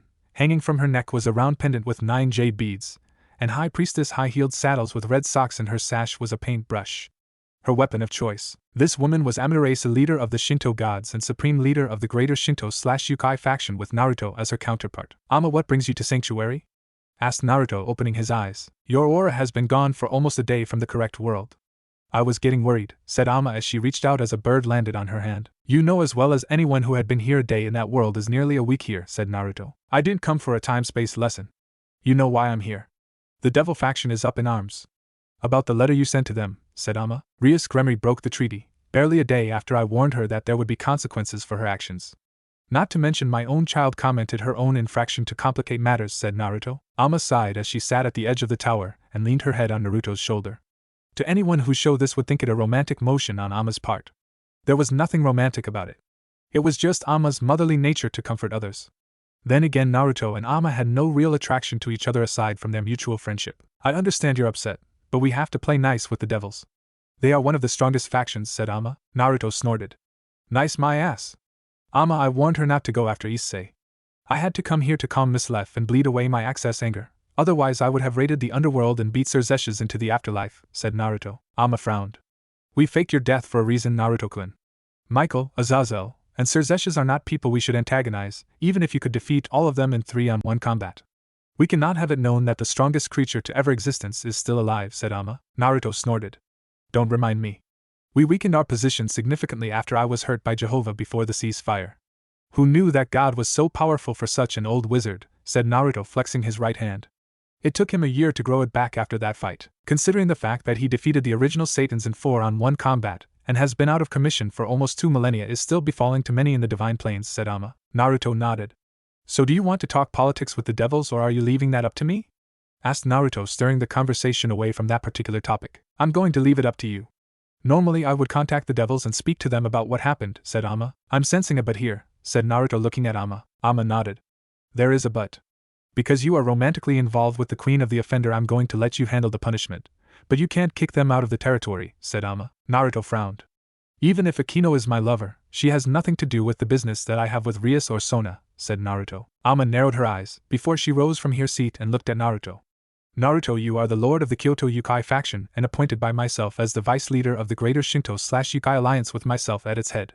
I fought to have you in that position despite my brother Susunu's argument and personal hate of you, started Ama. Bitch mad that I kicked his ass across Japan, muttered Naruto, only to be smacked on the head by Ama's brush. I still made you my second to move past the Yokai Shinto ancient grudges despite the looming of the abysmal ones in the background, and their connection to Yukai. I allow you to do as you please because we both know that you are stronger than I am. However, I still have enough sway within our faction to have your position overturned if I must, and you know what that means, said Ama. Naruto did indeed know what that meant. Ama was threatening to let the entire supernatural world in on a secret that had been guarded for close to 1,000 years, with only the vampire coven lords knowing about it as they were allies of the GS/Y faction. Now Naruto could in theory succeed from the GS/Y with Kurama and Yasaka and turn the Kyoto Yukai into their own true faction, but that had many major drawbacks that Naruto wasn't willing to press. The only true advantage and trump card that Naruto had in this situation is that Yasaka was the guardian of the ley line. The Shinto gods were not about to risk that power for anything. However, Naruto also didn't want to risk the protection that his family was offered from the GS/Y either. Probation, said Naruto after a minute or two. I will personally oversee it with Kurumu acting as my agent while they are in school. They also forfeit 30% of all money they earn from contracts for the next 7 months. Ama smiled, before she kissed Naruto on the forehead. Now I think it's time you returned home. You've been gone for at least a day. Naruto nodded before he opened a portal. He stepped. Location, downtown Ko. Place, Uzumaki Condo. Time, 1700 Sunday. Akeno sat on the couch tapping her foot impatiently. For as long as she had known Naruto, he had never given any indication that he was more than an ordinary human. He had never showed that he was older than 24, and he had never given her any reason to believe that their relationship was just him passing the time. It hurt. It hurt a lot. To think that the man that she held a deep affection for could do this to her. A portal opened and out stepped Naruto, but before he could say anything a blast of lightning hit him and sent him into the wall. Naruto barely felt but pretended he did. He had been married a number of times and knew that sometimes it was best to let his wife/girlfriend of the times/era win or else it could have consequences. I deserve that, said Naruto, shaking his head. Akeno walked up to Naruto while shedding her clothes. You deserve more than that, but tonight we're going to fuck. Not make love, not cuddle up on the couch and talk it out. We are going to fuck each other with all of our supernatural power, and in the morning we're going to talk, said Akeno, licking her lips and allowing lightning to surge through her fingers. Akeno joined Naruto on the floor as her lips crashed into his. Location, Kuo Academy. Place, ORC Clubhouse. Time, 18:15 Monday. The conference room of the ORC Clubhouse was currently in use as the 7 individuals awaited the man who had asked for this meeting in the first place. This was not how Sona planned on spending her evening. Maybe with a good book, doing paperwork, or one of her rare guilty pleasures, practicing kissing with her queen, maybe even practicing cunnilingus on each other. If you asked Sona if she enjoyed doing rather sexual things with her queen, the answer would be a hard no, but that wasn't why they were here. When it came to the overall shared reign of Kutown, Sona was the brains and Rias was the muscle. Sona knew that while she was as strong as Rias and had more pieces, Rias's peerage was just of a better quality. So for her to get a message from Rias that the daughter of a high-ranking member of Kyoto's faction attacked her was a bit disconcerting, especially when said member was actually the president and CEO of Senju Industries. While Senju Industries made their name in the human world as leaders in the medical field while dabbling in other forms of business, in the supernatural world they were a front for the Kyoto faction and to a lesser extent the GS/Y. Since this was dealing with things beyond their political power, it was decided that Sirzechs and Serafal, both of whom dropped everything they were doing to come to the defense of their little sisters. Despite how powerful Serafal and Sirzechs were utter ciscons, sometimes Sona thought that they both wanted to have sex with them, which wasn't uncommon for siblings and even parents in devil families to take in immediate family members as a lover. Her own father just so happened to be her mother's cousin from the branch family of the Citri. "Focus, Sona!" yelled her inner chibi. Sona Citri was a beautifully stern, bespectacled young woman standing at 5 feet 5 inches with a slim figure with B-cup breasts, black hair styled in a short bob cut, and violet eyes. She was dressed in the Kuo Academy's girl's uniform, revealing her best feature, her long legs. Would normally consider herself to be the brains half of the powers that controlled Kuo. She knew from her sister that the territory was only on loan as an experiment, and a sign of good faith for the alliance with the greater Shinto/Yukai faction. Standing behind her was Queen Shinra Tsubaki, a young bespectacled woman who stood at the same height as Sona. Sometimes people would often mistake them as sisters. It was actually a little flattering that people thought them siblings sometimes. But unlike her king, she had D-cup breasts with long straight black hair that extends all the way down to her knees, with split bangs, and heterochromic eyes, with a violet left eye and a light brown right eye. She wore the same uniform as Sona did. Normally Sona was the diplomat when it came to Rias's rather blunt approach to things. It was one of the reasons that Serafal was here. Sitting on her left was Sona's sister, the Satan in charge of foreign affairs, the strongest female devil. Serafal Leviathan, a title she earned through blood, tears, heartbreak, and criticism from the Devil Council. She wasn't very tall, she was even shorter than Sona herself, standing at 5 feet 2 inches, and despite her age of a few hundred if not closer to 1,000, she still looked to be in her late teens early 20s with knee-length black hair, tied into twin tails and blue eyes. She wore a green blazer-like shirt with a white neckerchief, knee-length black shirt, black-heeled boots. Normally her queen would be there to assist, but she was currently working in talks with the werewolf packs of the Dark Lord factions. Because of the fact that the Citri and Gremry clans were allies because of her sister and Lord Lucifer, they decided to share the territory in the human world. A territory that was on loan to them from the greater Shinto/Yukai faction. A faction that was strong enough to give the Egyptian Parathion pause. She knew that part of that was due to the leader of the Kyoto faction, Yasaka, the guardian of the ley line, one of the most powerful sources of magic across the realms. This thought led to Sona looking to her right of where Rias sat with Akeno standing behind her. And then to Rias's right was her brother, leader of all devils, and the strongest devil to live since Lucifer the Morning Star, Sirzechs Lucifer ne Gremry. Sirzechs is a handsome man who seems to be in his early 20s. He has shoulder-length crimson hair and blue eyes. If you asked anyone who looked at him and Rias side by side, you would swear they could pass for twins with how similar in appearance they were. And finally there was Sirzechs' queen, wife, as well as Serafal's former rival for the position of Leviathan, Graphia Lucifuge. Graphia stood at 5 feet 8 inches, a beautiful young woman appearing to be in her early 20s with back-length silver hair that features a long braid on each side with small blue bows at the ends, while the rest is let down, which ends in twin braids and silver eyes. Wearing a blue and white French-made outfit with long sleeves and a white-made headband over her head with red lipstick. The atmosphere was tense as the seven sat in the room together. Normally both Sirzechs and Serafal would be gushing over their sisters with their respective queens trying and most likely failing to get them back in line. However, with how serious the accusations were at the moment, it was no wonder both Satans had their game faces on. A knock sounded on the door. Bucho, and Uzumaki Naruto, alongside a Nibi Matatabi and Korono Uzumaki Kurumu are here, came the voice of Rias's Rook. "Enter," said Rias. The door opened, and in walked the man who had scowled Rias a number of days ago. The woman who Sona assumed was Matatabi had a briefcase in her hand. They walked to the chairs where Naruto moved the chair, allowed Kurumu to sit down, before he pushed the chair up slightly. Once seated, Matatabi took up a standing position behind Naruto. "Uzumaki-sama, I welcome you here, despite these unusual circumstances," said Rias. "Thank you for hosting me, Gremry-san. As much as I enjoy political machinations, I would like to get this over and done with." Matatabi opened the briefcase and removed a black paper that had golden writing on it alongside signatures at the bottom. Specifically Sirzechs, Serafal, Yasaka, and Naruto. As you all know, this is the agreement to allow Gremry-sama and Sona-sama to rule over Kuo, with the Kyoto faction acting as an observer to the GS/Y to allow you here. Part of that agreement is that anyone who is unaware of the supernatural isn't allowed to be in your peerage. That may be the case, but from what I understand, Issei-sen was saved by Uzumaki-sama and told of the supernatural by his daughter, meaning that he fell into this criteria, said Sona. It would be if not for the fact that Issei's father Goro works directly for me as a member of Senju Industries' HR department. Since Senju Industries is an extension of the Kyoto faction. All personnel who are employed by Senju Industries are protected by under said treaty, said Naruto. The dead do not have the same rights as those who are alive, said Seraphol. Issei wasn't dead when Rias turned him into a servant, said Naruto. What do you mean he wasn't dead? His eyes were closed and blood was all over the place, said Rias, allowing her passion and arrogance to shine though. I apologize, Gremory. Allow me to explain. In Kyoto, just like the Devil faction, we have separate classifications for our personnel. Actually, we would be closer to an RPG system of classes. I would be considered assassin and my subclass is censor, said Naruto. Censor? Asked Sirzechs with narrowed eyes. I didn't know the demon shinobi was a censor. Naruto smirked at Grafia, who blushed. I knew about it, Lucifer-sama, said Grafia. Seraphol turned and glared at her former rival. And you never said anything about one of our strongest enemies at the time? Asked Seraphol. To be fair, she couldn't say anything, even if she could. I took a page out of an old enemy of my grandfather's to ensure the silence of all those in the old Satan faction. Of course there are other secrets that Grafia kept from me, said Naruto. Sirzechs narrowed his eyes. If you're implying that you used my wife as a SL-, started Sirzechs. Naruto barked out a laugh. Nothing of the sort. Yes, I did use to have sex with Kateria Leviathan in between battles and missions. I did make a pass at Grafia, but she turned me down. Sirzechs-sama, we are not here to revisit the past. We are here to talk about what happened between Rias-sama and Kurumu-sama, said Akeno. You are correct, Akeno-chan. I'd rather not have to kill a partner of ours, said Sirzechs, glaring at Naruto. 932 attempts, with half of those being in tandem with either Seraphol or Ajuka.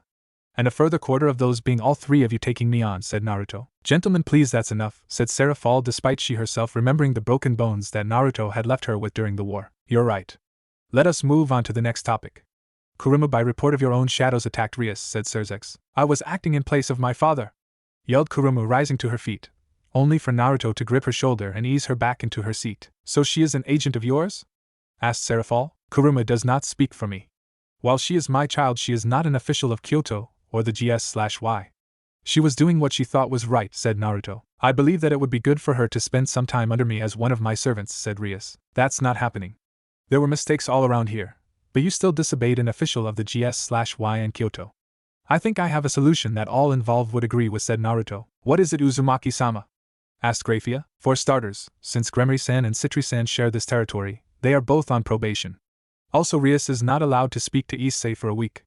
I wish I could impose harsher punishment, but seeing that both girls are learning how to be rulers, I've decided to help them with the political aspect of their leading, said Naruto. That's not far. Issei is my servant now and falls under the laws of Devil Society, said Rias, a society he doesn't know the rules of yet. Despite how you devils are more civilized than you once were, several among you still comment atrocities just because you can. Riser Phoenix, for one. He's lived for over 100 years, participated in the attack of a Nico village and— Enough! Yelled Sirzechs. To blatantly accuse my people of doing something like that in front of me, I'll annihilate you. 1. Naruto smirked. So some semblance of the Crimson King of Destruction remains. It would be a pleasure to beat you within an inch of your life. Both men stared at each other before a burst of static was heard where Naruto was. Sirzechs vanished in a blur of motion. Seraphol, Matatabi, and Grafia all sighed before they rose to their feet and left the room. Everyone else was confused before they heard it. Sonic booms. Following the elder women, they rushed outside. Once outside, Sona's eyes widened. Naruto and Sirzechs were in the air, with Naruto holding a black rod in his hand while Sirzechs held a sword made of the power of destruction, the power of the Beal clan. Naruto charged at Sirzechs and stacked with a slash. Sirzechs blocked the attack, and much to the shock of all of the younger girls, the two weapons shattered. Naruto didn't let up and did a flip into an axe kick that forced Sirzechs to block with his arms. Sirzechs uncrossed his arms and grabbed Naruto's leg before throwing him at the ground as he summoned an orb of destruction. That's my brother's signature move, yelled Rias, having seen the attack. She had based her own super attack off of this move. Kurumu snorted, making the others look at her. Please. Papa isn't going to let some knockoff take him out. Knock off, you bastard, you're still using that imitation Rasengan? Asked Naruto as he held up his right hand and summoned a blue Rasengan. The duo vanished. The girls looked around for them, before Matatabi, Seraphol, and Grafia put up a barrier over them as an explosion appeared above him. Black and blue lightning appeared all around, before a figure fell from the sky and created a crater in the ground. The woman lowered the barrier to see Sirzechs laying in the crater, his cape in tatters as was his suit. Naruto came from the sky and landed on the ground in front of Sirzechs. I win, said Naruto. What the hell was that? Asked Rias in a rather unladylike manner that got her a head smack from her sister-in-law. That, my dear, is the politics of fists, said Naruto as he ripped off his damaged shirt, making Akeno lick her lips, Tsubaki and Sona blush, and Matatabi think of all the things that she was going to do to those abs. Men, said the three older women. Fine, you win. Although I think that taking Issei from Rias for a week is too much, said Sirzechs, getting up and rubbing his head. Consider it a timeout. I don't plan on teaching Issei a thing since Rias is his master, speaking of which he better be trained correctly, said Naruto, looking at Rias. After a few moments of hashing out lesser details, Sirzechs, Sarah fall, and Grafia leave. Rias glared at Naruto for a second, before she and Akeno left. Once everyone left except the student council members and Naruto, Sona rose from her seat. Tsubaki looked at her master with a raised eyebrow at this. Out of everyone who knew Sona, then it would be Tsubaki. Tsubaki, like all queens, were to their king Sona's right-hand woman and advisor. More than that, she was privy to intimate knowledge and details that Sona would rather keep quiet about. For instance, while she was embarrassed to buy her sister, she owned several cosplay outfits that came from her sister's television show, Magical Girl Levi Tan. Tsubaki had seen her best friend at her most vulnerable. She knew better than anyone how hard Sona worked to prove herself to not only her family, but the other pillar families, that she could run the house of Citri without a husband. Sona had been pledged to the third son of the Shax clan who would take the Citri name upon marriage. At 12 years old, Sona challenged him to a battle of wits in a game of chess. Sona defeated him with ease and even told all devils that only someone who could defeat her in chess would be worthy of her hand in marriage. Several had come to try their luck at her hand. All had lost. Tsubaki didn't remember the first time she and Sona had played together, but it became quite a normal thing between them after each defeat of a suitor. Of course, as her queen, she was obligated to advise and take care of Sona. Excuse me, Uzumaki-sama, said Sona. Naruto rubbed the back of his head. You may call me Naruto Citri-san. Despite what just happened, I'm not so high up on formalities that I'm going to force you to call me Sama or by my last name, said Naruto. Sona chuckled. If you insist on being called Naruto, then please call me Sona. As you said, formalities are a bit of a chore, said Sona. Indeed. What did you want to talk about, Sona-chan? Asked Naruto. Sona nodded, before she bowed slightly. I would like to apologize to you, Naruto-san. As co-leader of this territory, it is part of my duty to police Rias in all matters that would break the treaty.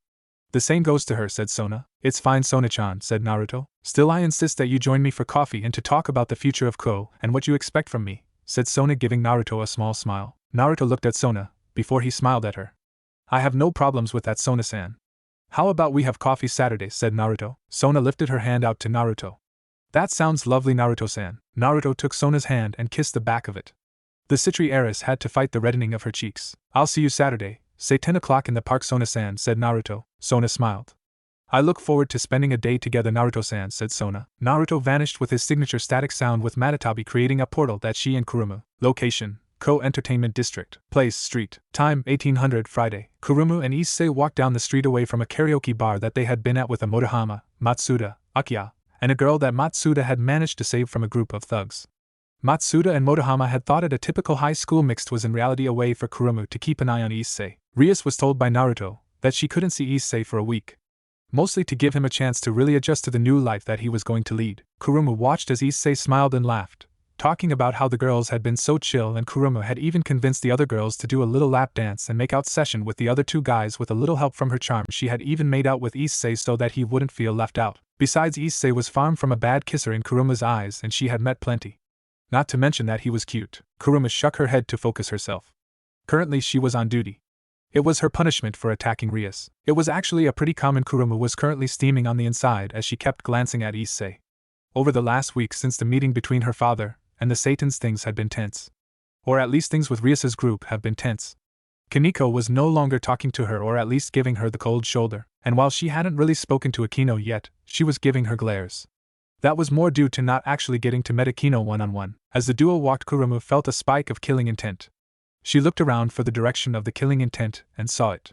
It was a middle-aged looking man with short black hair and dark blue eyes, pale gray trench coat over a white dress shirt with a matching ascot, black pants and shoes, a pair of black gloves, and a black fedora. Here I was out for a midnight stroll and I find a succubus and a devil out on a date, said the man, putting a hand on his hat. Who are you? Asked Kurumu. Me. My name is Dohnaseek, said the man, revealing his black wings. You are trespassing on GS/Y territory, fallen, spat Kurumu. Dohnaseek looked at Kurumu with a smirk. From my research, this is the territory of the Citri heiress and the Gremri heiress. Of course, a slut such as yourself is a nice bonus, said Dohnaseek. Kurumu stiffened hearing this. If he knew which devils were in charge, then he was here for one reason. Issei, run!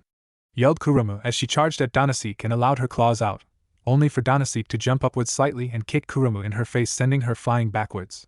Kurumu hit a roadside tree and lay there unconscious. Kurumu-chan! Yelled Issei, before he glared at Dohnaseek. He charged at the large man with his fist pulled back and began to throw wild punches. Dohnaseek backed away, making Issei miss each punch. Dohnaseek grabbed Issei by his arm and yanked it upwards, before throwing Issei into a car. Issei bounced off the car and coughed up blood. Issei got up and looked at a pipe that was on the ground next to him. Picking it up, he charged at Dohnaseek and swung it at him. Dohnaseek moved backward and smirked, before he held out his hand and summoned a spear of light that was blue and thrust it at Issei. Issei managed to back away just in time, but was still blasted backwards as his shirt and the surface area of his chest was hit with a second-degree burn. Issei rolled on the ground, clutching his chest in pain. He looked at Dohnaseek with a glare. "Bastard," growled Issei. Dohnaseek laughed. "Don't blame me, kid. You picked up a pipe, so I summoned my spear. I would have been happy to beat you to death with my fists. Once I'm done with you, I plan on taking my time with that succubus." "Been a few years since I fucked one, stupid," said the twisted fallen angel. Issei looked at Dohnaseek with a glare that made the hardened veteran flinch. Issei clutched his left fist and rose to his feet. His fit glowed red before a light burst from his arm. Dohnaseek was forced to cover his eyes before the light died down. Once the light was gone, it revealed a red, armored bracer with yellow accents and a green jewel on top of the palm area. "The fingers aren't covered on Issei's arm. All this time we were afraid of a, twice critical," snorted Dohnaseek. "You do not take what is mine," yelled Issei as he pulled his fist back and threw it forward. The blow hit Dohnaseek and launched him several meters away from Issei, as well as releasing some red energy. Once he hit the ground, he lay still for a moment as Issei panted. Dohnaseek rose to his feet and turned to Issei. He didn't have any anger or hate in his eyes, but he was smiling. Dohnaseek wiped his mouth of the blood that was there. "Damn, kid, that was a good hit. If you had a little more strength or technique, then you could have broken my jaw. It's clear to me you've never been in a fight. Funny how I managed to get a combat virgin with such a weak gear." Issei got into a basic boxing stance that almost everyone knew as he prepared to fight for not only his life, but Kurumu's. Dohnaseek summoned another spear. "That's enough," yelled a familiar voice. Issei looked to where the voice had come from to see Rias standing there, holding out her hand with a ball of destruction in her hand. Blood-red hair and black aura. "Heiress of Gremory, you have me at a disadvantage as I do not know who you are," said Rias. "My name is of no consequence to you, woman," said Dohnaseek, "except you attack the ruler of this territory." "Someone who I have to teach more about politics," said another voice. Issei looked up to see Naruto, who held Kurumu in his arms bridal style. "Great, another devil," said Dohnaseek. Naruto snorted. "I'm no devil. I'm a yokai." Naruto vanished without a sound and reappeared, kicking Dohnaseek on his right side. The force of Naruto's blow crushed Dohnaseek's right arm and some of his ribs as he went flying into the air. Dohnaseek gripped his shattered ribs as he glared at Naruto. "2. I underestimated you." "Who are you?" asked Dohnaseek. "My name is Uzumaki Naruto. I am the Lord of Kyoto and a member of the Greater Shinto/Yukai Council. I am not someone you want to cross." "I see. Well then, Lord Uzumaki, I guess it's time for me to leave," said Dohnaseek. Naruto glared at him. "As if I'd let you leave after attacking my child," yelled Naruto. "Let him go, Uzumaki-san," said Rias. Naruto turned to Rias with a raised eyebrow. As much as he wanted to rebuttal, he had agreed that he would allow Rias and Sona to make mistakes and be there as a sort of safety net. The only reason he had agreed to this was because he once considered Grafia a dear comrade. "Very well. However, if he gives us any problems in the future, it's you who will clean up the mess," said Naruto. Rias nodded as Dohnaseek took off into the night. She knew that it might seem counterproductive to allow an enemy to leave, but she needed him to deliver a message to their leader. A fight was coming and Rias was going to bring that fight. Location: Kuo Town. Place: abandoned church basement. Time: 0000 Saturday. The doors to the basement were thrown open as Rainier ran into the room. "Dohnaseek!" yelled Rainier in worry for her comrade. Middle looked away from her vigil over the man who lay in the bed, half dead from his scuffle with a yokai of some level of strength. At least according to Dohnaseek, the man had been at least as strong as a cadre. Rainier looked at Dohnaseek's half-broken body as Middle secured his arm in a sling, and his midsection was heavily bandaged. Whoever had hurt him was strong. While fallen angels were durable and had a stronger healing factor than humans, it would take some time to heal, more time than she would have liked. He had returned to their hideout while she had been out scouting Kuo, or rather scouting out the Gremory/Citri fortress known as Kuo Academy. While it didn't seem like it, they had some impressive defenses that would make it suicide to attack them there. No, Rainier was going to bid her time until she could complete her mission, her goals, the goals that her father was too soft to strive for. "What happened?" asked Rainier as she walked over to his bedside. Dohnaseek tried to rise from his position on the bed. "Easy, Donna.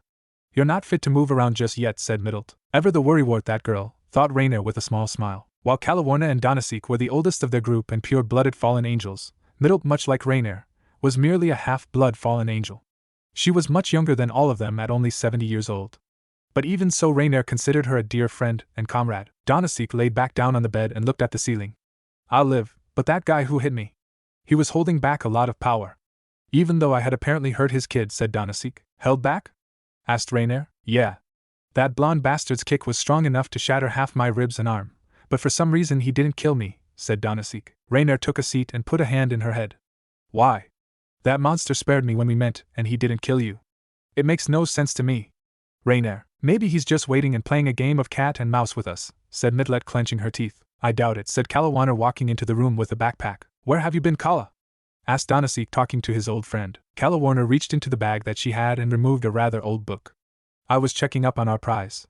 She'll be arriving by tomorrow. But I also went ahead and went to HQ and gathered information on the man who you met. What did you find out about him? Asked Rainier. He's an official in Kyoto. No bearing on his rank, but it's speculated by the cadre that he's the number 3 in Kyoto after Yasaka and her husband Kurama. He's also known as the Demon Shinobi, leader of a mercenary band that fought with the old Satan faction. Other than that, he's been head of the company Senju Industries for about 200 years. No wonder he was able to nearly kill me in one shot. If he's the number 3 of Kyoto, then he's as powerful as Lord Azazel, said Dohnaseek, thanking their father that he wasn't killed. Why would a member of Kyoto be helping the devils? Asked Millet. Kalawaner put a hand on her chin. She was a foreign affairs field agent with the Gigori. Japan is exclusively Yukai and Shinto territory.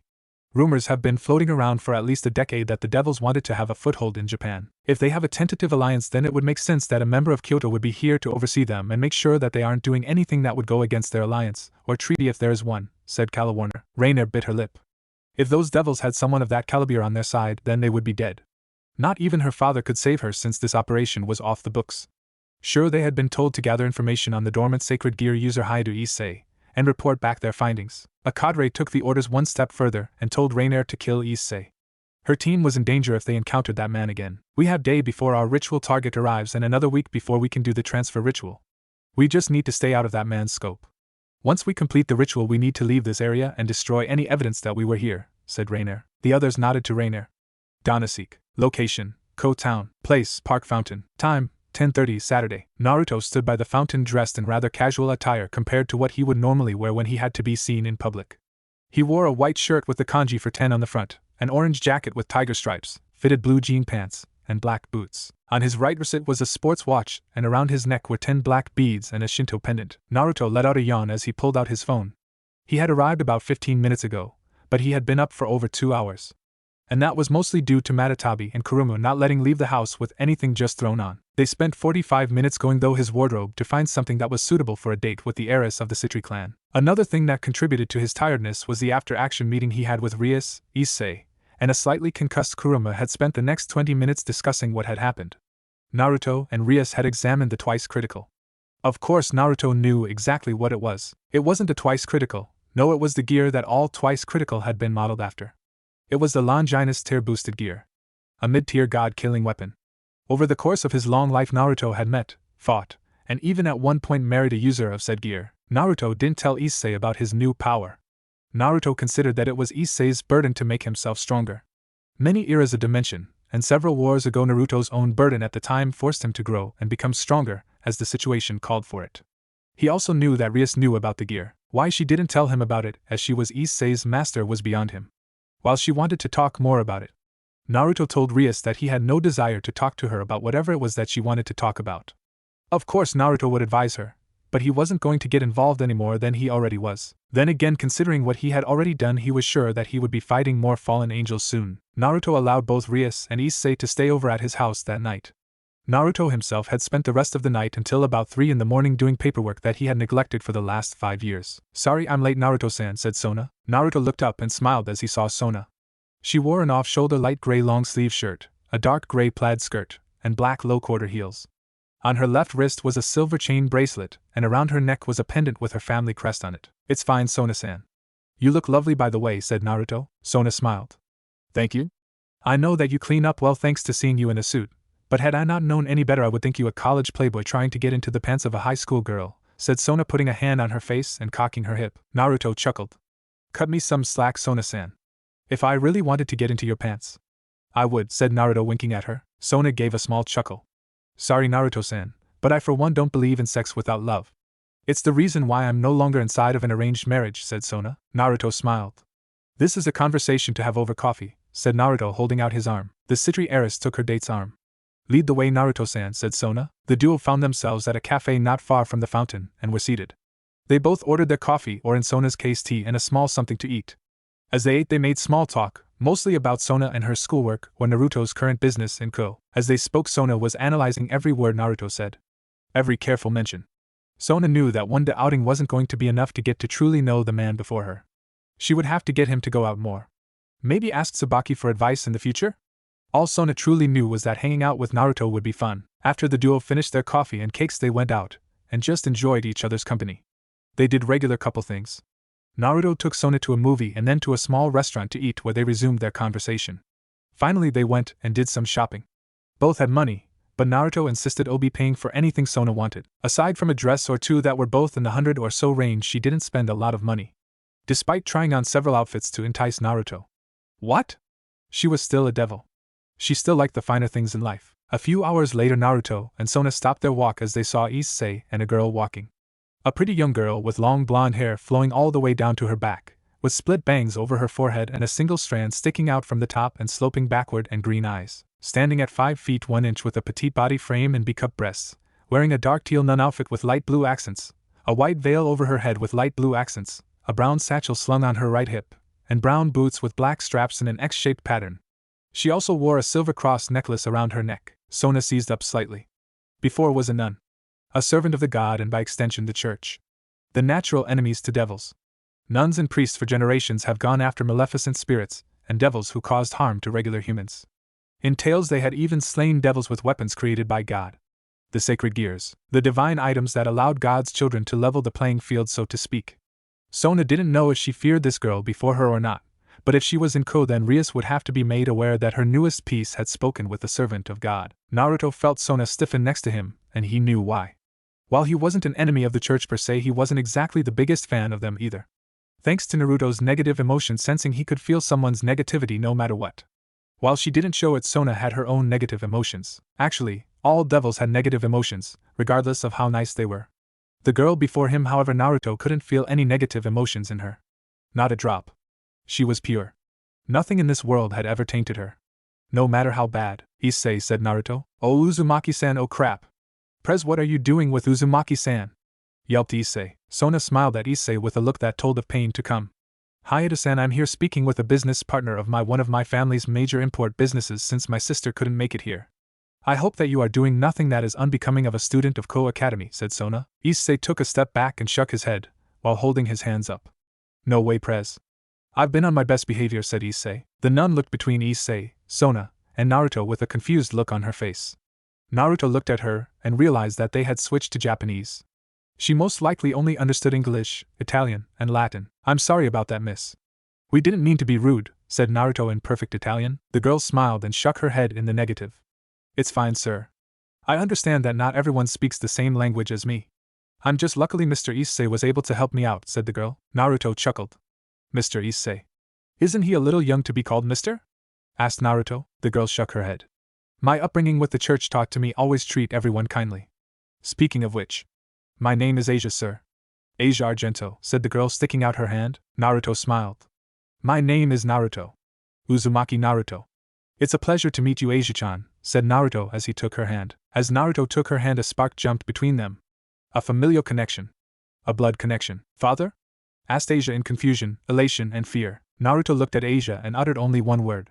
Fuck. Sona and Issei looked at each other in surprise. Location, Germany. Place, Wetterstein Mountains. Time, 1400, May 1866. A duo stood outside of a small wooden cabin that had the space cleared for several hundred meters in all directions. A light rain peppered the area. The duo had lived inside of this area for several years. It was more because they wanted to live a life of peace and happiness. Away from the ravages of battle. Battles fought between not only humans, but those within the supernatural planes.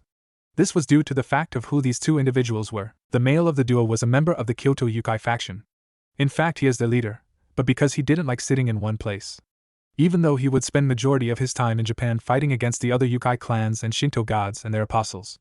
In the man's arms was a babe of no more than 6 months old. The woman by his side was a beautiful woman with long wavy blonde hair with narrowed light green eyes, standing at 5 feet 7 inches DD-cup breasts, that not only did her husband love, but she used to feed her child. A floor-length purple dress with a slit up the left leg, white high heels. On her left arm was a red gauntlet that looked like a dragon's claw with a green gem in the center. On her right side was a rapier. Elsie, you don't have to do this, said the blonde-haired man. Her husband of 5 years. Uzumaki Naruto. She had known for years the true identity of her husband. She knew that he had several children or great descendants across the globe. None had his power, but then again their own child didn't have any of their powers either. My love, I know that you believe that, but this is destiny, said Elsha. Fuck destiny. I defied destiny and made it my bitch. There is no reason for you to bow down and fight. Think about our child Elsha. I'll fight in your place. I'll kill the white dragon in your place, growled Naruto. Elsha smiled at Naruto, before walking up to him and their child. She placed a tender hand on Naruto's whiskered cheek, before kissing him. A kiss that told him all the things that she felt without using her words. Once she pulled her lips from her husband's, she then looked down at her son and kissed his forehead. I am human Naruto. Even with Drig enhancing my life force and body, I will live to probably only live double 100. A mere blink of the eye for you. Every child you have had with a human woman has been a human. And while you did have a child with a demon, that child too was barely anything as powerful as its mother. Naruto, you were able to defy fate because you are special. I am a slave to my fate as the Red Dragon Empresses of my generation. 1. For what it's worth, I'm sorry for the fate that I have doomed her to, came a masculine voice from the gauntlet. Naruto took a breath. When I beat you and Albion within an inch of your lives before the Great War, I thought that I was done with your petty fighting, but that was my mistake. A dragon cares about only 2 things: their treasure and their desire for battle. I can no more judge you for your nature than that of a kitsen's, said Naruto. Red Dragon! Yelled a voice. Both Naruto and Elsha looked up into the as the warm midday sky shifted from blue to purple as a barrier went up around the area. A subsonic boom was heard as a figure appeared in the sky several meters above them. It was a French officer's naval wear, long black hair, a pencil mustache, and a pair of shining blue wings. On his side was a French naval cutlass. It took some time, but I finally found you, Red Dragon Emperor, said the man, drawing his cutlass and pointing it at Elsha. Naruto felt his aura flare as his eyes turned purple. A blast of demonic chakra flowed out of his body and sent the WD flying backward in the air. Naruto went to take a step forward before Elsha placed her hand in front of her lover. The blonde looked at Elsha, before resigning. Come back to us, said Naruto. Elsha smiled, before turning back to her fated rival. White Dragon Emperor. Before we do battle, tell me your name. I am Countess Elsha Uzumaki nee Schlitz, yelled Elsha. The Frenchman nodded. My name is Jean-Louis Chauve.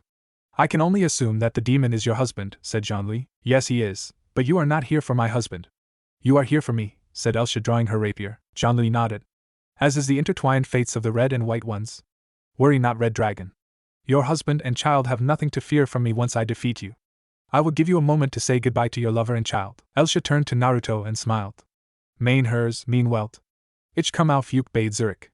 Boosted gear balance brake, scale male juggernaut drive, Jean smiled. Bravo madam, J salue votre courage. Divine dividing balance brake. Scale male, juggernaut drive, yelled Jean. The duel would fly off and begin their duel to the death. A duel where Naruto and his young son would never see Elsha again. Location, Ko Town. Place, downtown area. Time, 14:30 Saturday. As Asia took the man's hand and felt a jolt between them, there was no pain in the act itself. Not only a familiarity that could only come from a person who shared her blood. The priests and senior nuns at the church would often tell her that while God was her spiritual father, she had an earthly father out there, and she would know him because their connection would be instant and powerful. Only someone with love for God and powerful genes could sire a saint such as Asia. It appeared that they had been half right. Father? Asked Asia in shock, confusion, and happiness. Naruto took a closer look at Asia. Blonde hair and green eyes. Not light green, but of a darker verity. While it was faint, he felt it when he shook her hand. A chakra network and draconian energy. A weak chakra network that had never seen use, but it was there. Fuck, said Naruto. Daughter?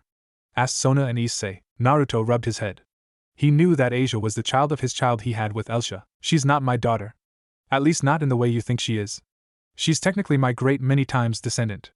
Although the familial power is there, probably because of my own huge mana/chakra reserves in combination to who her ancestors were as well as who her mother and father are, it jump-started her own powers, said Naruto as he ran a hand through his head. Sona crossed her arms. That is quite irresponsible of you, Naruto-san. Not keeping track of all your descendants, said Sona. Naruto groaned. Cut me some slack, Sona-san. I'm older than most beings in this world, still look like I'm 24 and have to act like a man-child who had more money than he knows what to do with, and have a new woman on my arm every week like I'm Tony Stark or Bruce Wayne. Besides, most of my dependents are humans who never managed to unlock any form of energy manipulation. Asia is honestly the first one to do so in over 700 years. You try keeping track of over 2,000 alive descents that you know of. If I had known about Asia, I would have taken her from those brainwashers at the Vatican. Sona looked at Naruto. I didn't know that you were that old, said Sona. Naruto shrugged his shoulders. You don't pick up a moniker like strongest creature alive without tangling with the biblical god once or twice, said Naruto. Good point. Although I'm curious to the number of lovers you actually have though, said Sona, crossing her arms under her chest. I'm currently married to 2 women. An arch-succubus and a political marriage to the Grand Countess of all vampires. The only 2 serious lovers I currently have outside of them are Akeno and my secretary Matatabi, said Naruto with a shrug. Naruto gave this information freely to Sona, despite the fact he knew she was fishing for it. It wasn't uncommon for supernatural beings of great power to have multiple lovers or even harems. Naruto was not an exception to this rule. Over the last, honestly, he couldn't really remember the amount of time, as it had started to blend together with periods of time with nothing happening. He had taken hundreds if not thousands of human lovers with a handful of goddesses, demons, devils, monsters, and the like sprinkled in between. He, Kurama, Yasaka, and Matatabi had tried and even had foursome sex back in the day. That was more due to them being bored and Yasaka and Matatabi wanting to trade lovers from time to time or have some really kinky sex, considering Matatabi and Kurama were basically siblings.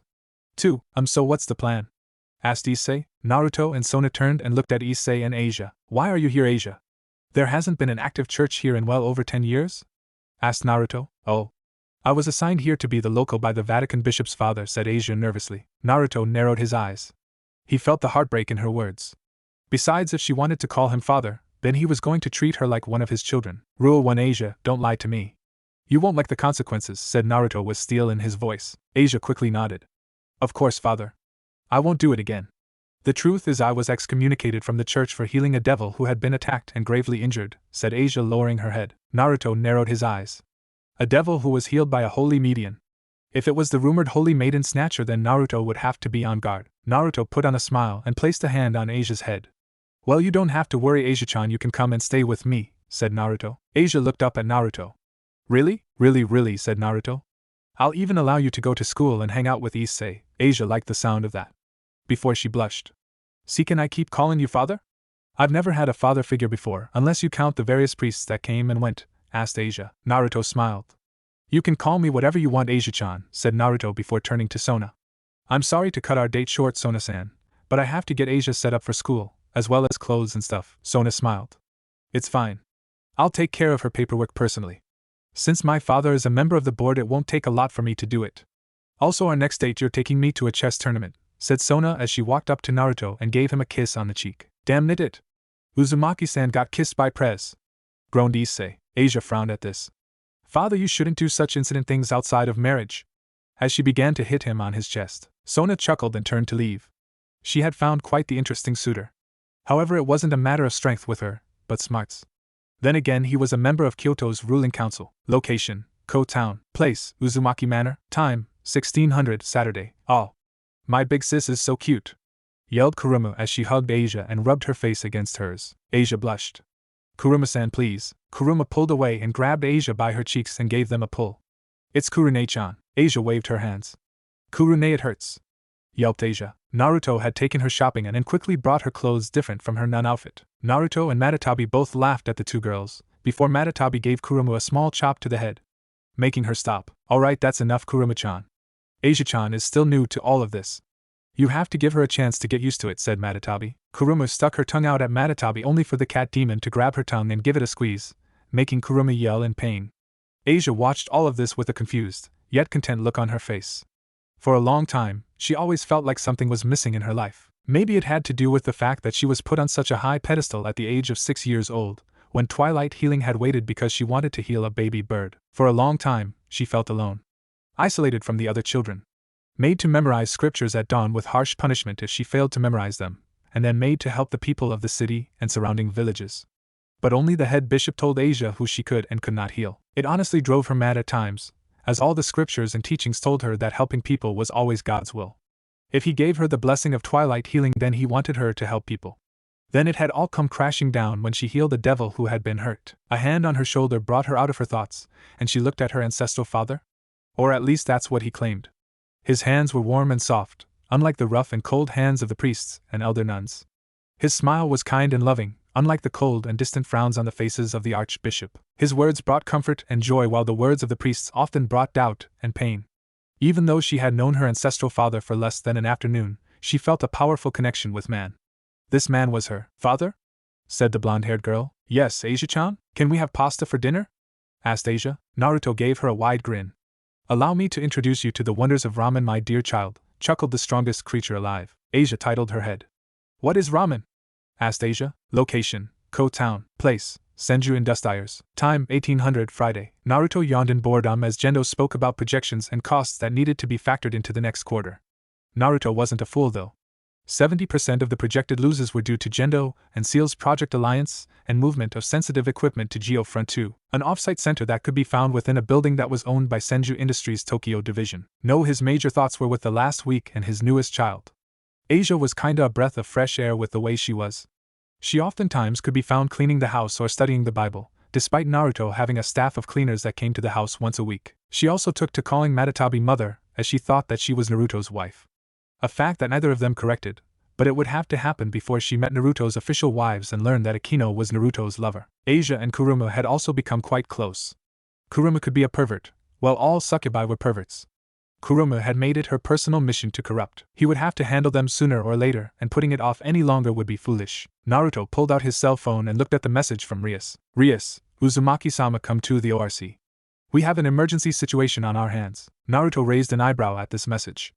Before he quickly replied, Naruto, I'll be there in a moment. While he and Rias had their differences, they had managed to work together with Sona over the last week or so to hash more of the finer details that were somewhat hidden inside of the Ko Town loan agreement that was currently in effect. Naruto had even gone with Rias and her peerage when a Rouge Devil had been spotted in the area. Rias used it as an opportunity to teach Issei the peerage system and the roles of each piece. Even the fact that Issei was probably Rias's most versatile servant in terms of combat. Naruto even imputed his own wisdom that since Issei had been revived with all 8 of Rias's pawns, he had as much power if not more so than Akeno and potential than Kiba. Something Issei had been surprised about when told this information. Nibi-san, said Naruto, raising from his chair and getting the attention of all the executives. Hi Uzumaki-dano, said Matatabi, I need you to take over this meeting. Something has happened at the main branch that requires my full attention, said Naruto. Perhaps I can help you with this, Uzumaki-san, said Jendo, hoping to get a glimpse of the top brass of the company. No need for that, Ikari-san. I need you here as you have quite a bit of knowledge of this subject. I will have a full report on my desk Monday, said Naruto as he walked out of the room. Once he was out of sight of the officials, Naruto vanished in a burst of static.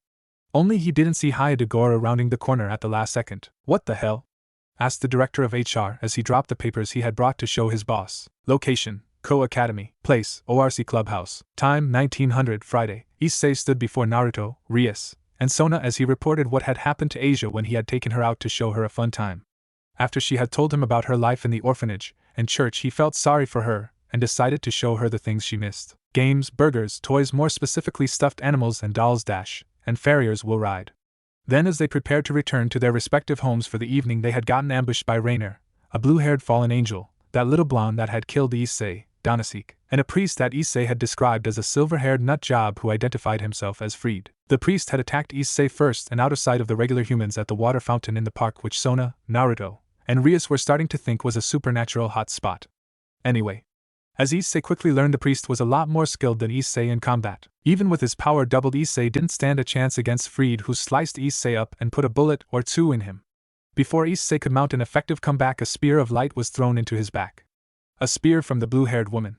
Even with Asia healing him, Rainer gave her an ultimatum: come with them, or they would kill Issei. Asia, seeing no choice in the matter, gave herself up after healing Issei enough to get back to the others. With each word that came out of Issei's mouth, Naruto's anger rose until his aura was almost visible.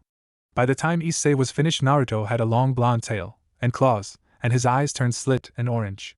Before anyone could say anything, Naruto vanished and grabbed Issei by the throat and slammed him into the wall, leaving a large crater. Sona, Rias, Akeno, and Kurumu ran over to Naruto and tried their hardest to pry Naruto's hand off of Issei's throat.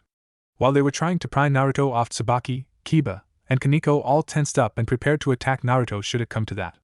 His arm didn't even budge from Issei's throat. How could you allow this to happen? Yelled Naruto, just barely holding back his true demonic fury. Naruto-san, stop it! Yelled Sona. He invited her out. That means that he was confident in his acolytes to protect her, knowing that fallen angels were targeting him. He was supposed to protect her. Yelled Naruto. Papa, please stop. Placing blame won't get Asia-chan back. Yelled Kurumu, trying to pull her father's arm off her friend's throat. Uzumaki-sama, please, he did his best to protect her. Yelled Rias in fear for her pawn's life. And I failed. Yelled Issei. This made all the girls and even Naruto look at him in shock. Issei had tears in his eyes, but he wasn't looking anywhere but at Naruto. He wanted to rage and scream. He wanted to rush out and save Asia. He wanted to do something. But his own weakness had gotten her taken from him. Naruto grit his teeth in anger, before throwing Issei away hard enough for him to hit the couch. Raising to his feet, Naruto went to the door and was about to rip it open only to stop as a barrier appeared before him. Sona, get this barrier out of my way, said Naruto, not even having to look behind him to know who had cast it. I will not, said Sona with her hand up. You know as well as I do that I could rip this barrier apart with just a flick of my finger, said Naruto. I know you can. I also know that you will go and destroy the church, said Sona as she walked up to Naruto. And what's wrong with that? They took my child hostage. Sona placed a hand on Naruto's chest. I understand, Naruto-san, but you going and annihilating them will do more harm than good. Despite what you may think, this is a fight between devils and fallen angels. And I can see it in your eyes that you will have no problem ripping them apart, but would you regret it? Asked Sona. No, I wouldn't, said Naruto with a straight face. Please don't lie to us, Naruto-kun. I can see it in you. You have the power to do so many destructive things, but you are not a killer, and for you to kill in anger would be wrong. Not to mention that should you release your full power, the other powerhouses of the supernatural world will take notice, said Akeno, hoping to work in tandem with Sona to appeal to her lover's honor. To hell with that. I will risk the wrath of the angels, the Underworld Alliance, and all the gods in the divine realm to save my daughter, growled Naruto. She's right, Papa. You took an oath many years ago to never allow yourself to fall victim to your rage and allow yourself to put the people of the GS/Y in danger. The Papa I know would never go on a rampage and kill. You even told me. Killing in battle is one thing, as both parties have put their lives on the line for their ideals, but killing in joy and a fit of rage makes you no better than a monster. I want Asia-chan back as well, but not at the expense of my Papa's happiness or peace of mind, said Kurumu, hugging her father from behind. Naruto didn't move for a long minute. In his current state, Naruto knew that he wasn't the best judge of character and was prone to rash actions. Since coming to this world, he had always kept his anger at his enemies in check. He knew from past experience what anger on the battlefield could do to someone. When Haku had killed Sasuke, when Orochimaru had attacked them with Kabuto and spoke about Sasuke, when Nagito had invaded and nearly destroyed Konoha and nearly killed Hinata. Naruto's anger had led to mistakes. Even his greatest mistake and shame. The mistake that led to him becoming the strongest creature alive. The failure of stopping Infinite Tsukiyomi and the fusion of Kagaya into his body. Rias, said Naruto as he reverted back to his human form. Yes, Uzumaki-dano, I find myself in a difficult position. As both a father and a member of the greater Shinto/Yukai faction, I have power that most beings could only dream of, and yet because of the world and political hardships we live in, I have to hold back as if I live in a world of cardboard. I have to hold back because the balance of the mundane and supernatural must be maintained, as well as keeping all the strongest beings from doing as they please whenever they please, said Naruto as he sank to his knees and bowed to Rias. Papa? Asked Kurumu in shock. Please get my child back. Save her by whatever means you can, and I will give you anything I can within my power, said Naruto, showing for the first time in many years his valuable side as tears rolled down his face. 3. Rias looked at Naruto. As much as an ass as he had been to her in the last few weeks, she wasn't heartless. This was a man who was desperate to save his daughter. Even so, a small part of her was wondering what would happen if she used this situation to her advantage. She could in theory get there after Asia died and reincarnate her as her servant, but shook her head. She couldn't do that. Not because she couldn't use a powerful healer in her peerage. Uzumaki-sama, I promise to save Asia with everything I have. I give you my words as the heiress of the Mark of Gremory. However, please be prepared for any outcome that may occur and the payment that will come with it, said Rias, smiling as she put a hand on Naruto's shoulder. Kurumu shivered. A deal with the devil in Prada, thought Kurumu. Location, Ko Town. Place, abandoned church. Time, 1000. Asia was tied to a cross with chains wrapped around her arms and feet. She felt the leers of the excommunicated priests. She heard the words about her body and the things they wished to do to her. While she was scared, she kept a brave face the entire time. She looked down at the priests, avoiding the eyes of the head priest, a silver-haired man who was more of a devil than any real devil was. One of the men grew impatient and walked up and ran a hand along her leg and up her thigh, lifting the sheer metrical of the gown she was now wearing. Before he could get to his prize, a pink spear of light fired from the darkness. It impaled the man and sent him to the ground. Leave her be. The next person who touches her will meet a much worse fate, yelled Rainier. Come on, Ray.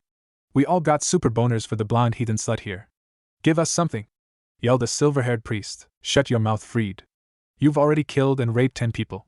Were it not for our abilities to manipulate people's memories and these other excommunicated priests cleaning up after you, we'd have human police on our trail, said Rainier. So it's not like we can't kill them, said Freed. Not the point. Even if we are doing things outside of the books, the golden rule remains intact. Nobody unaware of the supernatural gets involved, said Rainier. But what about the kid Millet killed, said a random goon. Irrelevant. Go and secure the entrances. I wouldn't put it past Issei to try and rescue Asia, said Rainier. Freed as well as the other excommunicated priests left Asia and Rainier alone. Lady Rainier, you don't have to do this. God would forgive any those who have wronged if they just repent and atone for your sins, said Asia. Rainier looked at Asia. While she didn't hate the girl, she was absolutely annoyed by her faith. All angels, Eve the Fallen, loved God, but unlike their pure brothers and sisters, they knew the truth. They were forsaken for the humans. Unlike humans, no angels could gain access to the powers of the sacred gears, unless you counted the artificial gears her father created, but they were all only 75 to 85% as strong as the real things. I do have to do this, Asia. Not for myself, but for my people. My father isn't the type of man to put his own desires before his people, but he is too much of a pacifist to do what needs to be done. Even if God forsakes me forever, so long as my people are safe, I will do what I must, said Rainier, turning and leaving the room, making sure to seal it behind her. Location: Kuo Town. Place: outskirts of the church. Time: 1030. The Gremry Devil Group plus Kurumu arrived several hundred meters outside of the church. Each of them was prepared for this battle. A battle between devils and fallen angels. Kiba had already summoned 2 swords and gave one to Issei. Issei looked at the blade. It was a long sword, different from the katana-style blades that were more common to Japan. Although Issei wasn't familiar with sword fighting outside of anime and manga, he would have to learn how to use it quickly. Activating his twice critical, Issei instantly felt his power double. He was still the weakest member of Rias's group, but it would come in handy. Our objective is to rescue Asia Uzumaki Argento. All enemies are to be neutralized. Issei-kun, Kaneko-chan, and Kiba-kun will go to the front. Akeno and I will go around the back, said Rias. Hi Bucho, said the other members of the Gremry peerage, with Kurumu just nodding. Location: Kuo Town. Place: outskirts of the church. Time: 1045. Rias, Akeno, and Kurumu walked around the back just outside of the barrier that the fallen angels had set up. Despite the fact that the frontal assault group had already tripped the barrier, Rice was sure that the fallen wouldn't be so easily fooled. While they waited for the fireworks to go off, Akeno, said Rias, I have something I want to ask you. Yes, what is it, Rias? Asked Kurumu. Rias bit her lip. Your relationship with Uzumaki is pretty serious, is it not? Asked Rias. Akeno summoned several of her familiars and sent them off. I don't know what you're talking about, Rias, said the black-haired young woman. Rias narrowed her eyes. You stopped accepting contracts over a year ago, and whenever Uzumaki-san is in town, you've also given yourself to him multiple times, said Rias. Akeno turned to Rias with a glare. So I had sex? You know that I always planned on losing my virginity in a unique way by being a mistress, said Akeno. That I did know, but that's not what I'm saying. You've been distracted by Uzumaki-sama. What is your point, Rias? My point is, are you my queen or are you his woman? Asked Rias. Akeno was taken aback by her best friend's words. I'm both. Just because I love Naruto doesn't mean I have forgotten how you saved me from my mother's family. I will forever be grateful to you, Lord Gremry, Lady Gremry, and Lord Lucifer for taking me in, but there will be a time, Rias, where I want a family. A husband, children, grandchildren. A future I can see with Naruto-san, said Akeno. Hey, can you two sort out your problems later? We're here to rescue my sister, said Kurumu. Rias opened her mouth to respond, but stopped and turned and created a magic shield that stopped a blue spear. Once the spear lost its energy, lost its remaining mana, Rias lowered her shield. Forgive me, but you two were so engrossed in conversation that I couldn't help but attack, said Dohnaseek. Rias and Akeno glared at the location where he stood on top of a tree alongside 2 other fallen angels. Akeno, not one for pleasantries at the moment, pulled her hands apart. Akeno changed into her priestess outfit and flew into the sky. I'm not in the mood for games today. Storm of torment! Yelled Akeno as she unleashed several bolts of lightning at the fallen angels. Dohnaseek and Kalawarna managed to get out of the way, but Midlet wasn't lucky and was electrocuted by Akeno's lightning blast. Midlet screamed in pain as she fell out of the sky, only to be caught by Kalawarna before she was set down. Kalawarna summoned a spear and threw it at Rias. Rias jumped backward, making the spear miss as she summoned her own power of destruction and shaped it into a spear before throwing it at Kalawarna. Kalawarna moved out of the way of the power of destruction. Dohnaseek rushed at Kurumu and summoned 2 spears as he planned to end the fight quickly. Kurumu ducked under the spears and opened her hand, as 2 swirling orbs of demonic energy appeared. Not going to get the drop on me twice. Twin Rasengan! Yelled Kurumu as she thrust the orbs into Dohnaseek's stomach. The male fallen angel has sent flying several feet away. Rias looked at Kalawarna. Kalawarna looked at Rias, before both charged at each other. Kalawarna summoned her spear and thrust it at Rias. Kalawarna missed, and Rias charged power of destruction into her hand. She raised her hand into the sky. I'm not in the mood for games today. Storm of torment! Yelled Akeno as several bolts of lightning fell from the sky. Grit those teeth, bitch! Fist of destruction! Yelled Rias, hitting Kalawarna in the face, burning her in the process, and sending her flying into the tree. 1. Akeno looked at her friend. Really, Rias? Asked Akeno. Rias shook her hand. What, it was on my list of cool things to say during a fight, said Rias. Location: Kuo Town. Place: Abandoned Church. Time 0010. The battle between the frontal assault group and Rainier, Freed, and the several priests. The battle has started with the trio taking on Freed. It had been a pretty quick fight as after Kaneko had busied his ribs, as Kiba slashed him across his chest. Once they had managed to open the sealed room, they had come into the room in the middle of the ritual, and they had come just in time for it to finish as Rainier took Asia's sacred gear. Issei and Rainier had gotten to the main church and had it out in a fight. Rainier managed to heal all of the damage done to her by Issei, until he unlocked the full base power of the sacred gear, fully awaking into the Longinus class, boosted gear. With a single boost, Issei was strong enough to knock Rainier out as Kaneko, and Kiba came to the top after dealing with the priests, with Asia on Kaneko's back. 2. Issei held Asia as everyone crowded around them. Akeno held the lightning chains around the 4 defeated fallen angels who all sat on the ground. Kurumu looked at her sister in worry as she grabbed the blonde's hand. It was so cold and her pulse was so weak. Asia-chan. Asia-chan, can you hear me? Asked Issei, giving Asia a small shake to try and wake her up. Asia opened her eyes and smiled at Issei and Kurumu. Issei, you came for me, you too, Kuruma-san, said Asia. Kurumu couldn't hold back her tears as she held her big sister's hand. I told you, it's Kurune, yelled the woman. Akeno tried to hold back her own tears. She may have been a battle sadist and sex masochist, but how could the universe be so cruel to someone so pure? Naruto would be devastated if Asia died. The man had already lost so much in his life. Lovers, children, friends. Even a long-lived species like devils would die of old age. The oldest living devil, the great King Beal, who had seen the original fall of Lucifer fall, would one day die of old age, even though he was on his 10,000 year of life. Rias bit her lip before she summoned her bishop to her. She didn't have any healing magic strong enough to preserve Asia, and she promised to save Asia no matter what. Thinking quickly, she summoned her red chess pieces, having only a bishop, knight, and rook piece left over. The knight and rook were crimson red, as all evil pieces were. Her bishop piece, however, had glowing black energy around. A mutation piece. Her bishop is the only piece that could save her. With Asia being a sacred gear user, she had her gear was at least until Rainier's ritual tied to her life force. If Asia was fully allowed to pass on twilight, healing would pass to another. However, Uzumaki-sama had asked her to save Asia in whatever way she could. She knew that he would be pissed, but she had no choice. She would reincarnate Asia as a devil. Asia, said Rias, kneeling before her. This is an evil piece. This will save your life, but in return you will become a devil and then my servant. Asia's breath was shallow. Are there any drawbacks? Asked Asia. Rias bit her lip. God will forsake you. Your cross, you will never be able to touch again. Light magic will also become toxic to you, said Rias, if it will allow me to stay with my new family and Issei. I will sell my soul to Satan, said Isa. Rias nodded before standing up. I, Rias Gremory, hereby order you, heed me, Asia Argento. Bring your soul back to this world, and become my servant devil. You shall become my bishop and rejoice in your newfound life. The bishop flew at Asia, and as it was about to imprint itself on her chest, it sank in slightly before both Asia and Rias screamed as her eyes widened in pain as Rias fell to her knees, before the bishop was violently ejected and landed next to Rias. That's impossible, said Kiba as he helped Rias to her feet. There is no way that an evil piece could be rejected by someone on the verge of death. Not normally, but those of my blood is different, said Naruto as he appeared alongside Matatabi from a portal. Papa, I didn't think you would make it in time, said Kuruma. Rias turned to Kuruma. When did you call Uzumaki Dano? Asked Rias. Right around the time Issei returned with Asia-chan, said Kurumu. I know that my father would be needed once we finished the fallen angels. Uzumaki-san, what do you mean about the evil piece? Naruto picked up the mutated evil piece. When the devils first created the evil pieces, I grew worried that someone would force me into servitude.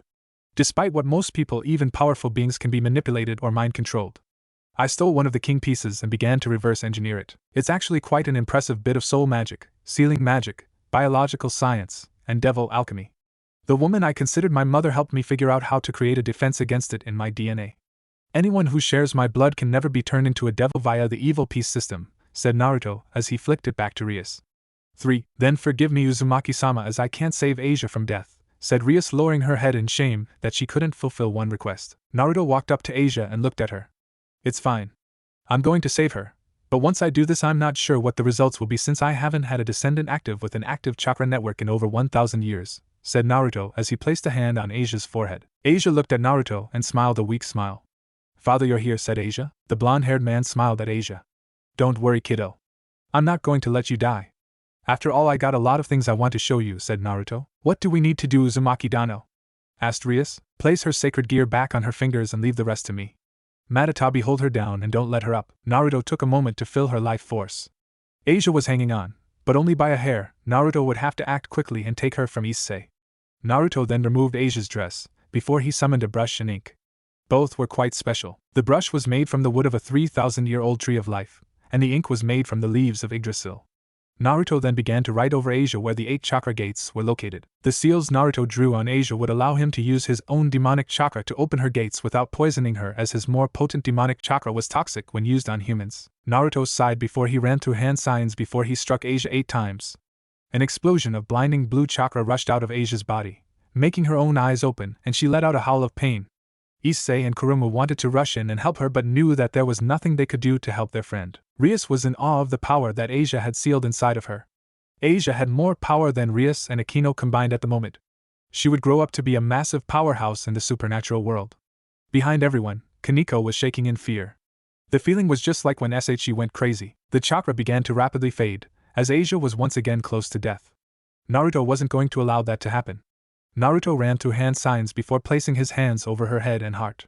He wasn't sure what the results would be, but he knew that Asia would no longer be fully human after this. Yin-yang release, one's own life reincarnation, said Naruto as his hands glowed blue. The chakra turned his own life force into Asia's own, stabilizing her and bringing her back from the brink of demise. When Granny Chio used this technique to revive Gaara, she had been the only one to know it. However, Gaara still declared it a kenjutsu. Before the Fourth Great War, he had shared this technique with Konoha's own great medic Tsunade, who in turn had Sakura and Shizen learn more about it in a bid to see how to combat its effects. Sadly, the only way for both people to live through it was with the half-life technique. The requirements for it made it its own almost worse variation on the technique, seeing as how it required a monstrous amount of chakra to save a said person. A person like Naruto who was practically immortal. As the life force entered Asia's body, she slowly began to change.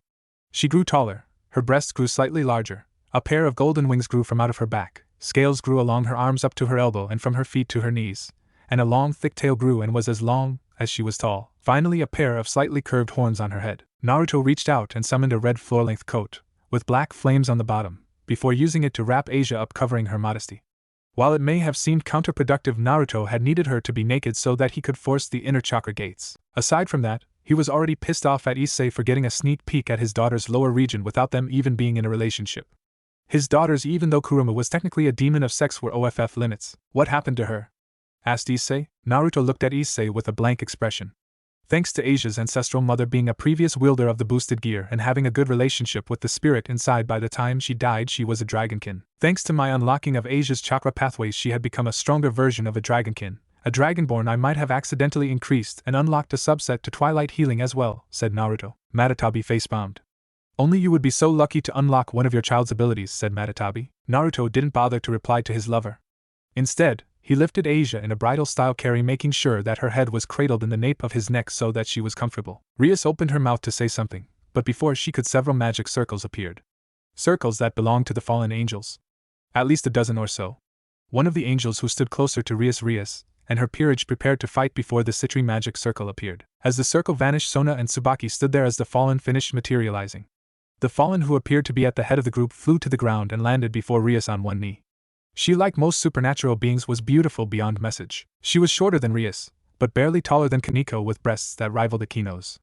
Her hair is long and navy on the outside while pink on the inside, and is tied with a bow, wearing a gothic French dress that went just above her knees, black open-toed high heels, and finally a pair of black and purple striped thigh-high socks. Coming from her back was 8 wings. She also had a toy cat in her arms. 4. Rias pulled all her demonic mana into her hands, ready to strike the fallen before her, only for Sona to hold out her hand in front of her. What are you doing, Sona? These angels are here to take our prisoners. Stand down, Rias, said Sona. No. I've allowed them to roam our territory too long. I will put them out of our misery. Sona pulled out a scroll that had the seal of Leviathan on it. They are here under the protection of the Devil Office of Foreign Affairs. Rias and the others looked at Sona in surprise. The angel went landed before Rias and Sona. You might want to close your mouth, fire crotch. Or do you normally keep it open so anyone can stick a cock in it? Said the girl with her bored expression never leaving her face. Rias blushed in indignation, while Naruto was thinking if he should try and bed this one of that one-hitter quitter alone. Sona, it seems, decided to put a stop to the potential fight before it started. Cadre Anarchy, you are only inside of this territory because you are to escort the prisoners, nothing more. Please do not antagonize my fellow territory chair, said Sona. Cadre Anarchy turned and nodded to the fallen angels before they flowed down to Akeno, who gave them a stern look, before handing over the magical binding chains. The fallen angel cadre created a magic circle. Wait! Yelled Rainier. What is it, Rainier? Asked Cadre Anarchy. Rainier turned to the 3 leaders, taking a particular interest in Naruto's eyes. The deep oceans of blue. She still felt some fear in the back of her mind, but also a strong desire. She knew that to an extent Calawarna felt it too. Her friend practically had a thing for men with powerful auras. Shaking her head, she managed to steel herself for what she was about to do. She fell to her knees and inclined her head. Her team looked at her in shock. "Rainier, what are you doing?" asked Calawarna. "Get to your feet, Rainier. You have no reason to bow," said Dohnaseek. "Sis, get up," yelled Meltiot. "Quiet," yelled Rainier, silencing her friends. "I must ask for your forgiveness. Not for myself, but for my team. We had orders to observe and learn about the sacred gear that Issei had. It was I who made the choice to cut the bull, Rainier," yelled Dohnaseek. "I'm not going to let her throw herself on the sword to protect us. It's true that we were ordered to observe not just Issei, but the people of Kuo as a whole," said Calawarna. "Why is that?" asked Rias. "According to our research, there appears to be a high number of people being born with sacred gears. We don't know the numbers, but it's pretty damn high. How would a low-ranking fallen angel like you know this?" asked Sona. "We are few in number, Citri, so we are closer than you know. Unlike you devils who number in the millions and are growing by the day thanks to the evil peace system, we fallen angels are barely a million, even with those who had children with humans," said Cadre Anarchy. "I currently do not care about that," yelled Rainier.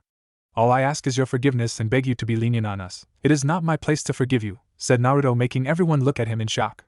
"It is Asia's." Rainier nodded. "I understand." The fallen angels vanished in their circles. Matatabi raised her hand and opened a portal. Matatabi quickly followed with Naruto about to walk in. "Hey, wait! Where are you going?" asked Issei. "Asia needs to heal. She will take at least a week to recover.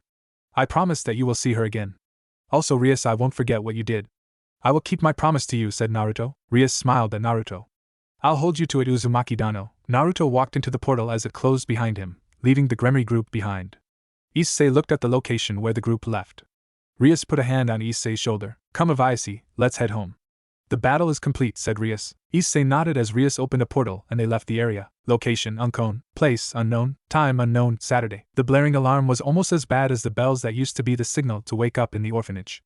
The matrons always said that those who were not up before the bell would get a lashing. However, one of the rare occasions she was allowed to sleep, she enjoyed it. She enjoyed the dreams that saw her having friends. She enjoyed the dreams where she wasn't held on a pedestal, she was just too comfy and didn't want to get up at the moment. A golden-clawed hand reached out and smashed the alarm clock to bits. Before Isa could snuggle deeper into her blankets and return to the world of dreams where she found herself dreaming of Issei, they were yanked off of her, leaving her as naked as the day she was born. This had the side effect of forcing her to wrap her arms, wings, and tail around herself and curl into a tight ball to keep warm. "Wait, wings? Tail?" thought Asia as her eyes shot open and shot up and looked at her clawed hands. "So your brain is finally firing on all cylinders? That's good. 15 hours 32 minutes, and 19 seconds. I was afraid that you'd be out for at least 2 days, but then again you are one of his children now. All of you kids inherited his thick skull and recovery ability," came a sultry voice. Asia looked at where the voice came from and looked at a woman who was sitting there reading a rather raunchy book, if the title was anything to go off of. A beautiful and busted woman in her early/mid-30s who looked a lot like Kurumu, as they both had light blue hair that, unlike Kurumu's, reached the middle of her back and purple eyes. She was slender and could easily pass for a supermodel or movie star. If Asia had to take a guess, she was slightly taller than Matatabi. She wore a bright red strapless dress that is also specifically a mini dress in length, with a black hem, a white belt that made the dress seem skin tight, a black sparkling coat with a light tan fur collar, and a pair of gold heart-shaped earrings, and a matching heart necklace. On her left ring finger was a golden-colored ring with a diamond on it. Who are you?" asked Asia. The woman gave a small giggle. "My name is Uzumaki Kurono Ageda. I'm the woman you call father's second wife," said Ageda, holding up her hand. "Second wife?" asked Asia. Before Ageda could open her mouth, the door opened and Naruto walked into the room, followed by another woman. This woman was as beautiful as Ageda, but she had a more elegant air about her. Very beautiful, fair-skinned young woman with long pink hair that she ties in a black ribbon and green eyes, wearing red short shorts, black low heels, a black bikini top, and a very beautiful fair-skinned young woman with long pink hair that she ties in a black ribbon and green eyes. On her left ring finger was a platinum band on her finger with a blood ruby in the center. "Asia, you're finally awake," said Naruto with a smile. "Father, who is that woman behind you?" asked Asia. Naruto smiled. "I see that you've already met Ajitha-chan. Asia, I'd like to introduce you to my first wife. Akasha Uzumaki Bloodriver. Queen of all vampires, mother to my eldest daughter, and one of the Council Dark Lords, leaders of the monster faction. She's also my wife in public." Asia looked back and forth between them. "So does this mean I have two mothers?" asked Asia. Akasha and Asia squalled, before they glomped onto Asia. Asia blushed at this while Naruto chuckled. "When you two are done embarrassing Asia, make sure to bring her downstairs to eat. She must be starving after her body went through the changes, said Naruto. Changes? But I feel fine, father, said Asia. Right now you do, but you're going to have to retrain a large portion of your body. Also because you are now a dragonborn, your mentality is slightly different. I'll speak with you more over the weekend about what a dragakin and a dragaborn are when we have a free moment. I'll also train you up a bit in the use of your inherent abilities. For now, just enjoy life, Asia. Be a kid, get spoiled by your new mothers and siblings, said Naruto. As Naruto left Asia with her new mommies, she couldn't help but notice that her father was sad. Not in the fact that he didn't love his family, but sad from a past that he never got to see. In fact, Asia could see the sadness, mixed in with his joy. There was something else there, something Asia couldn't quite put her finger on. Location, Sanctuary. Place, Uzumaki Tower. Time, 14:30 Saturday. Asia, after managing to get out from Akasha and Aida, was now at the table with the rest of the family. She was dressed after Aida selected the cutest bathing suit for her. A one-piece blue bathing suit with shorts on and a cute blush on her face. She was not used to wearing such revealing clothes. Even when she wore something, the most that would be revealed was her arms. She sat next to Kurumu as she was closet to her outside of Naruto. Naruto sat at the head of the table with Akasha on his right and Aida on his left. Miss Matatabi sat on Ajitha's left. Next to Akasha sat a girl who looked a lot like her, kinda like Kurumu did to Miss Agatha. Only her breasts were much bigger than her mother seemed to be.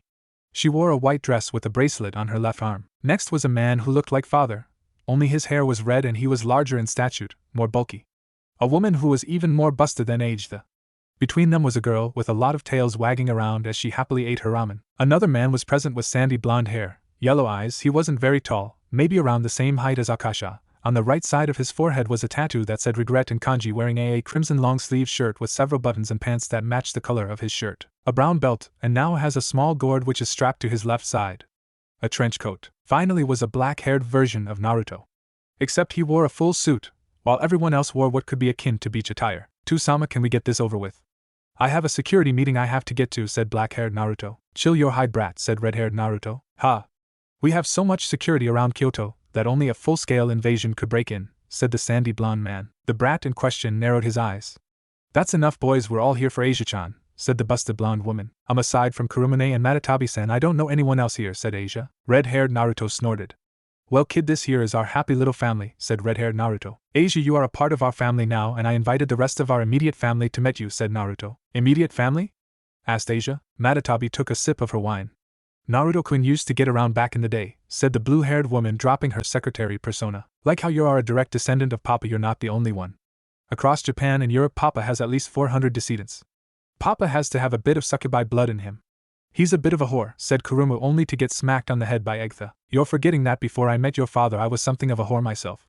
Honestly, I miss some of those days, but your father makes up for a lot of it," said Asia, her eyes locking on Naruto with lust-filled gaze. The pink-haired girl and Asia both blushed at this. The blonde woman cleared her throat this time, filling the air with her aura.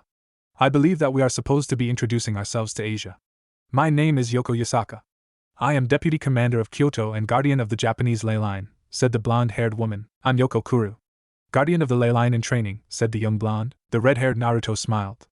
"I am Yoko Kurama, husband of Yasaka and commander of Kyoto's military forces," said Kurama with a thumbs up. "You've already met me, but if I must give you an official title, I'm matron of the Lucky 9 strip club / betrothal in Vegas.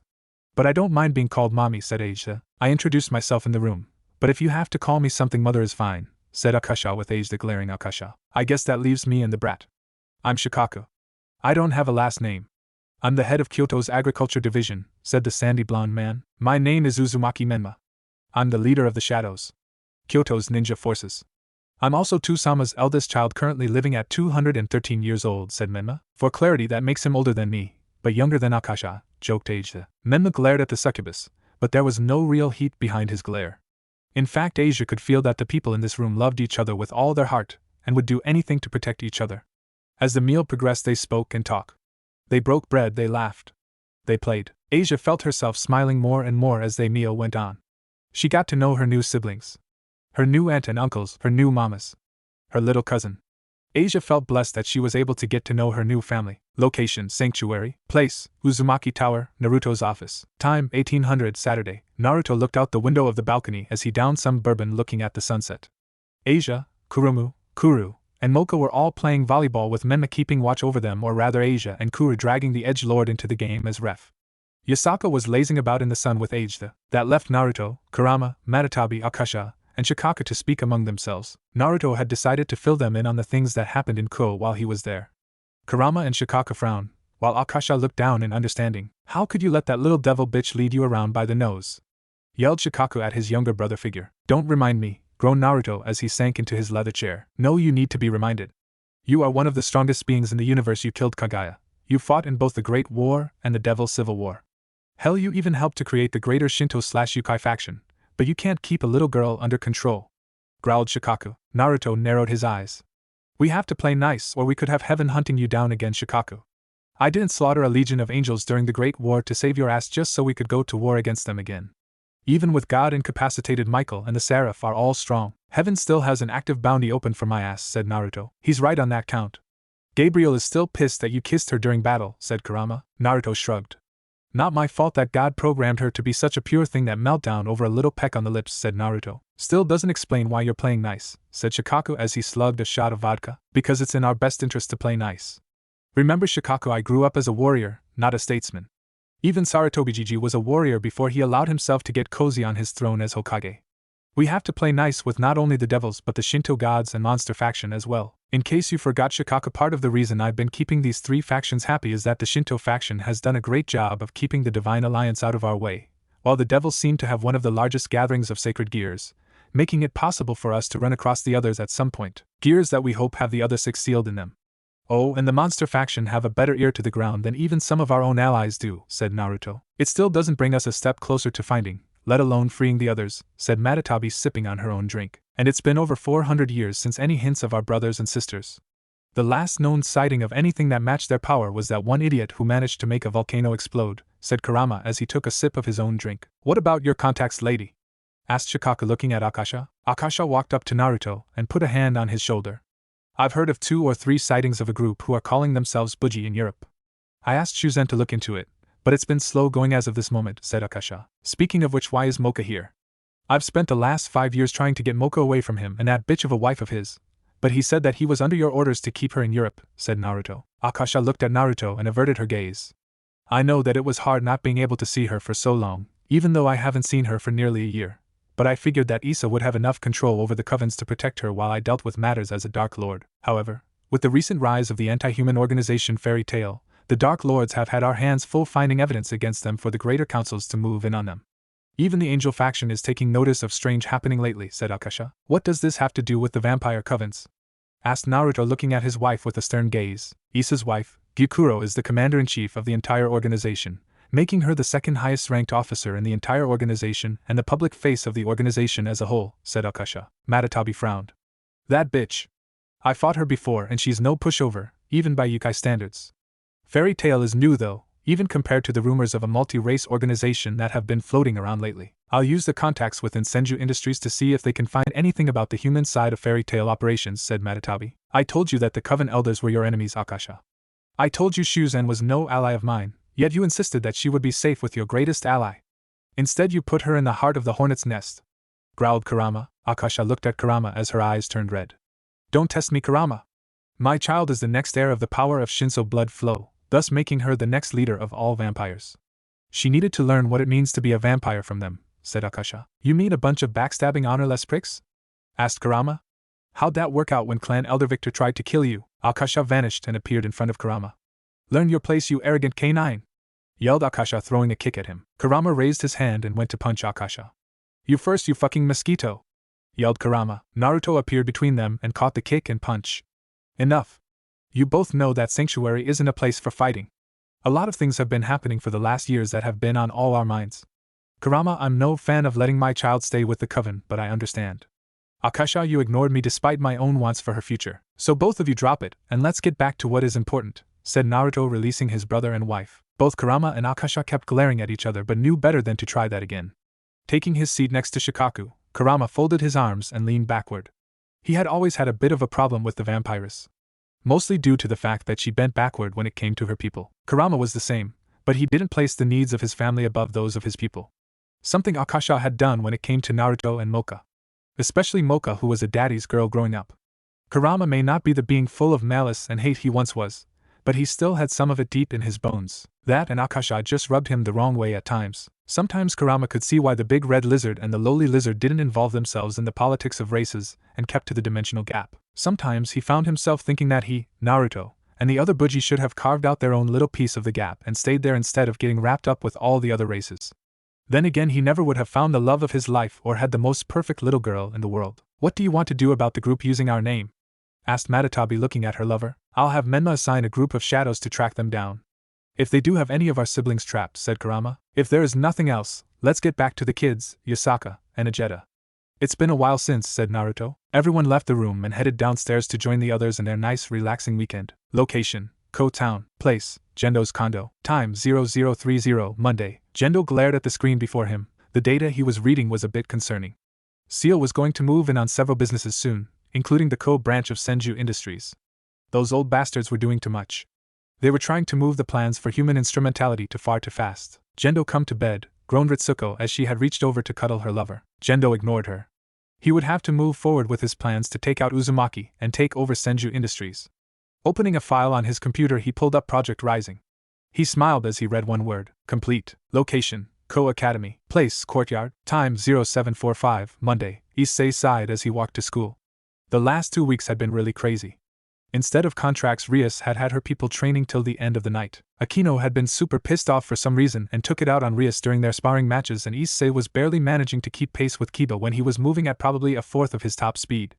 He was also only able to max boost a total of 5 times before it stockpiled. Issei still didn't know what stockpile did, but he was going to figure it out. The big shock of the week was that somehow Rias had recruited Kiryu Akiya to become her bishop. Issei was damn sure that he didn't know how she was recruited, and Rias's answer was that she wanted the power to allow people to fall in love. Issei would never admit it, but the girl was as big a pervert, if not bigger, than himself. That scared the crap out of him in a way. Speaking of bishops, Rias had been allowed by her family to unseal her other piece that had been sealed due to his powers. A sacred gear was called Forbidden Bellevue, marking him despite him being so freaking cute for an ungodly reason one of Rias's hidden strongest pieces. 1-2. One of Rias' lessons to Issei and Akiya had been on battle types during raiding games. Rias used a bunch of complicated words, but to put it simply, it was when 2 groups of devils battled it out to see who was better. According to her, there were 4 roles in a peerage that had nothing to do with their piece: leadership, advisory, defense, and support. While the top 2, melee, which Kiba, Issei, and Kaneko were, and divided into offensive and defensive, and mage type, which Rias, Akeno, and Akiya were. But it was broken into 3 types: offensive, support, and defensive. Of course, it was all over Issei's head at the moment. He was probably only a little bit stronger than when he fought Rainier. It took all his boosts to be able to knock Rainier out, but that was more due to the fact that Issei had caught her off guard. When he wasn't training, he found his mind wandering to the Uzumaki sisters. He had been worried about Asia and Kurumu, and he knew that Akeno was feeling the same for Naruto. He tried to talk to her about it, but Akeno told Issei that the problems of a woman's heart were not for men to understand. He got it in a way. Akeno was in love with someone who should have been way out of her reach, but it was fine. It also didn't help that Rias and Naruto were kinda at odds, more due to political crap than anything. Sure, they were not exactly allies, but nor were they enemies. They were more akin to. However, that didn't stop Rias or Naruto from forbidding the others to be friendly with each other. "Yo, I see my dude. Where you been, playa? Living it up with the babes from the ORC?" yelled Matsuda as he pulled his friend into a headlock. "What the hell are you talking about, Matsuda?" "I've been here." "Well, my good friend, you've been missing all the juicy gossip as of late," said Monohama, adjusting his glasses. "Oh yeah? What kind of rumor?" asked Issei, since he really hadn't been paying attention to the school's gossip lately. "Apparently we're supposed to get a pair of new girls to join the school," said Monohama. "2 new girls, my dude. And they don't know anything about us, my guy," said Matsuda. "Can it pervs, or do I have to make you both submit again?" asked Akiya, smirking at the trio, making them jump backward. "Why you always trying to cramp a playa style, Biha Akiya?" asked Matsuda with a growl. "Yeah, you're always cock-blocking us, you she-devil," yelled Motohama, pointing at Akiya. 3. Oh, the irony, thought Issei. Akiya moved one of her bangs out of her face. "Please, the only thing you playing is an Xbox. If I had to choose someone with a real cock to block it, it'd have to be Issei's. That thing is as big as a light pole," smirked Akiya, holding her hands out to demonstrate his size. Issei blushed at her and wanted to return, but noticed blue and blonde hair out the corner of his eye. Turning his head, his suspicions were confirmed. Kurumu, Asia, and Mocha walked through the gates of Kuo. As they did, Mocha looked around, before turning back to her sisters. The trio ignored the stares that they were getting from boys and even a few girls. Despite Kurumu and Asia have been part of the school, many people thought that they rivaled the four most popular girls of the school and looked. I'm surprised father is allowing you to come to the academy. I was sure that after 5 years he'd want to spend time with you and catch up, said Asia looking at Mocha. I'm a bit surprised myself. Lord Shuzen was always insistent that I never go out, and was homeschooled in the castle and learned the ways of a Draculina, said Mocha. Kuruma puffed out her cheeks. Papa isn't like that, and you know it, Mocha-chan, said Kurumu. Asia-chan, Kuruma-chan, yelled Issei, catching the attention of the two girls. The girls turned to look at Issei and smiled at him. Before they could get over to the young man and speak with him, the pounding of feet could be heard on the ground. Crap, I'm late, yelled a boy who was holding a bunch of papers in his hands. Jin-senpai is going to kill me. The boy tripped on a rock and went flying. Issei grabbed Asia and Kurumu and pulled them out of harm's way. Ah! Yelled Mocha as she was unlucky enough to be in the way of the falling boy. Issei turned and looked at the boy who rushed past him. Issei knew that he was in the same year as him, but he didn't know what class. Either B or C.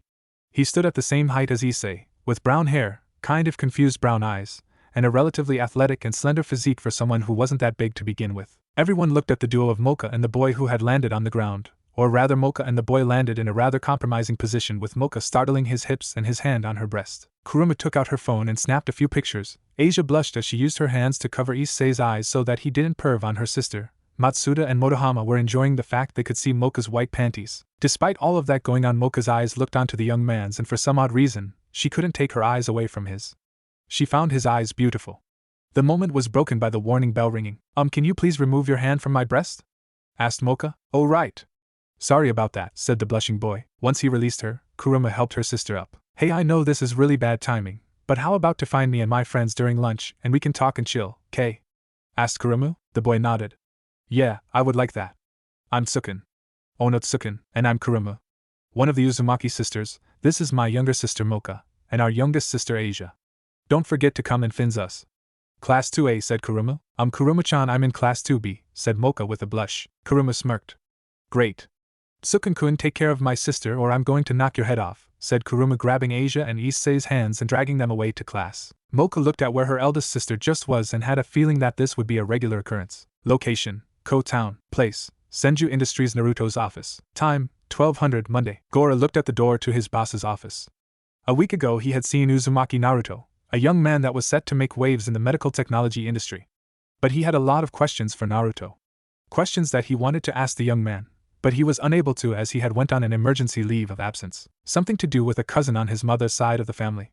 Not his business, but it was really bad timing. During the time that Naruto was gone, Jendo began to make several moves that were very disturbing to say the least.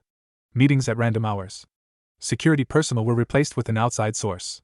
Scientists vanishing, and trucks and lab equipment getting moved into the former terminal dogma that Naruto had shut down. Gathering the courage he knocked on the door. Enter, came the voice of Naruto. Gora opened the door to find not only Naruto and Matatabi there, but Misato and Kozo were there as well. Is this a bad time, sir? Asked Goru. No. In fact, I was just about to summon you here, Hayata-san. Misato-san and Kozo-san have told me that Jendo has been moving around money, security, and scientists. Not to mention that several classified files have been tampered with that only high-level executives are supposed to mess with. At this point we're moving in and removing Jendo from his position in the company, and we'll be placing him under arrest, said Naruto. Under arrest? Uzumaki-san, I know that he's done a lot of things, but the best we can hope for is to remove him from power and made him sign a few non-disclosure agreements, started Goru. We're very much past that point, Hayata-san, said Matatabi. Misato-san. Please tell Hayata-san who you are again. Former major of the JSDF, however, I retain my judicial authority. I have the ability to arrest people if I so need to, said Misato. We have to arrest Jendo, because he's a threat.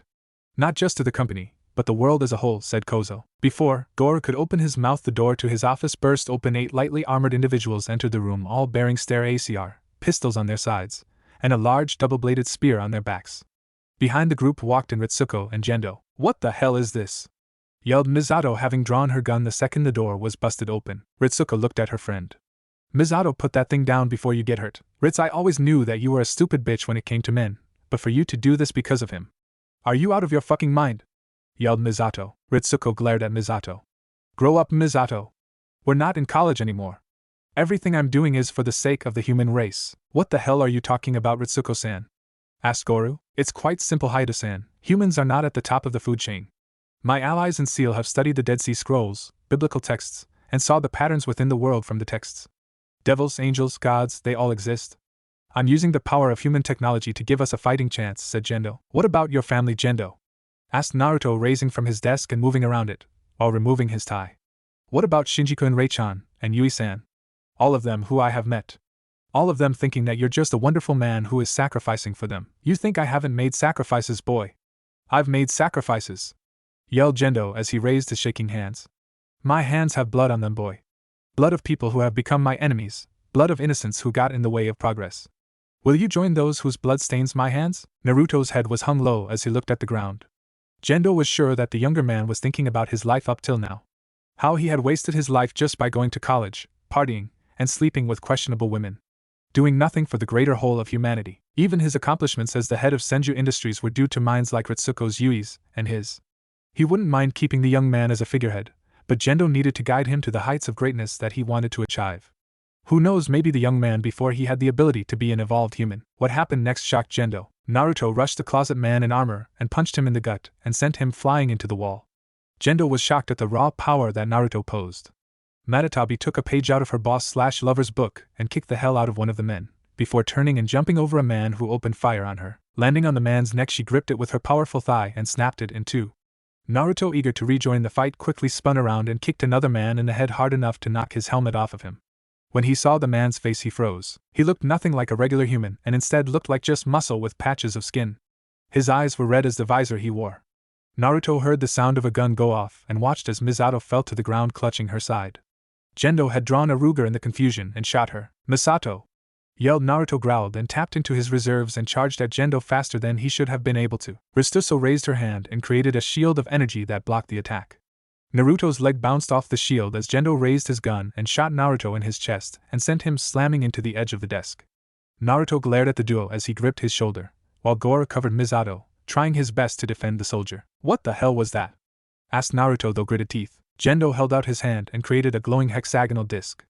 Did you really think that I wouldn't take precaution on one who is descendant from those who have powers akin to gods of old legends? I think not.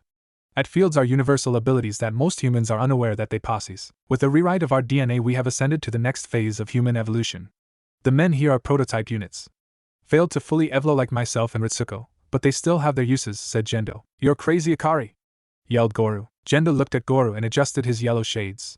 Crazy is not taking advantage of our natural abilities. Crazy is allowing the angels and devils to overrun us. Soon I'll have total control of Senju, and make sure that every human in the world has access to these abilities. Any who fail to truly evolve will be used to make our army stronger, said Jendo. By our calculations, about 7% of humanity will fully evolve, while the others will be failed evolution. Take heart, Uzumaki-san. You helped usher in a new age of humanity, said Ritsuko. Jendo raised his gun and pointed it at Naruto. Unfortunately, you Uzumaki-san are a great obstacle in my way. So you have to die. Bang, bang, bang. Each shot impacted Naruto hard, making blood spray all over the room. Naruto fell against the desk, looking like Swiss cheese with the number of holes in him. He slumped to the ground with wide eyes looking at Jendo. Not a drop had touched Jendo as he used his field to keep the blood of filth off of himself. Jendo ejected the spent before replacing it. Naruto! Yelled Misato in fear for her boss. Naruto-sama! Yelled Goro. Matatabi looked at her lover, and while she was angered at the fact that Jendo had done such a thing to her lover, she knew that there was no point in getting angry about it, as Naruto had allowed Jendo to shot him. She knew that the bullets honestly didn't hurt Naruto since the Ruger was a regular gun. Nothing special about it. Naruto narrowed his eyes as he looked at Jendo, before he began to laugh. He laughed hard and he laughed loud. A laugh that came as if he had been told the funniest joke in the world. Everyone looked at him like he was crazy. Everyone except Matatabi. Naruto rose to his feet with his eyes shadowed, before he vanished, not with a burst of static, just vanished. Before he reappeared where he had been standing with a kunai in his hand. And the hole that had been in his shoulder vanished. What just happened? Asked Ritsuko. Jendo glared at Naruto. Shoot him, damn it! Yelled Jendo. None of the troopers moved. Jendo glared at them.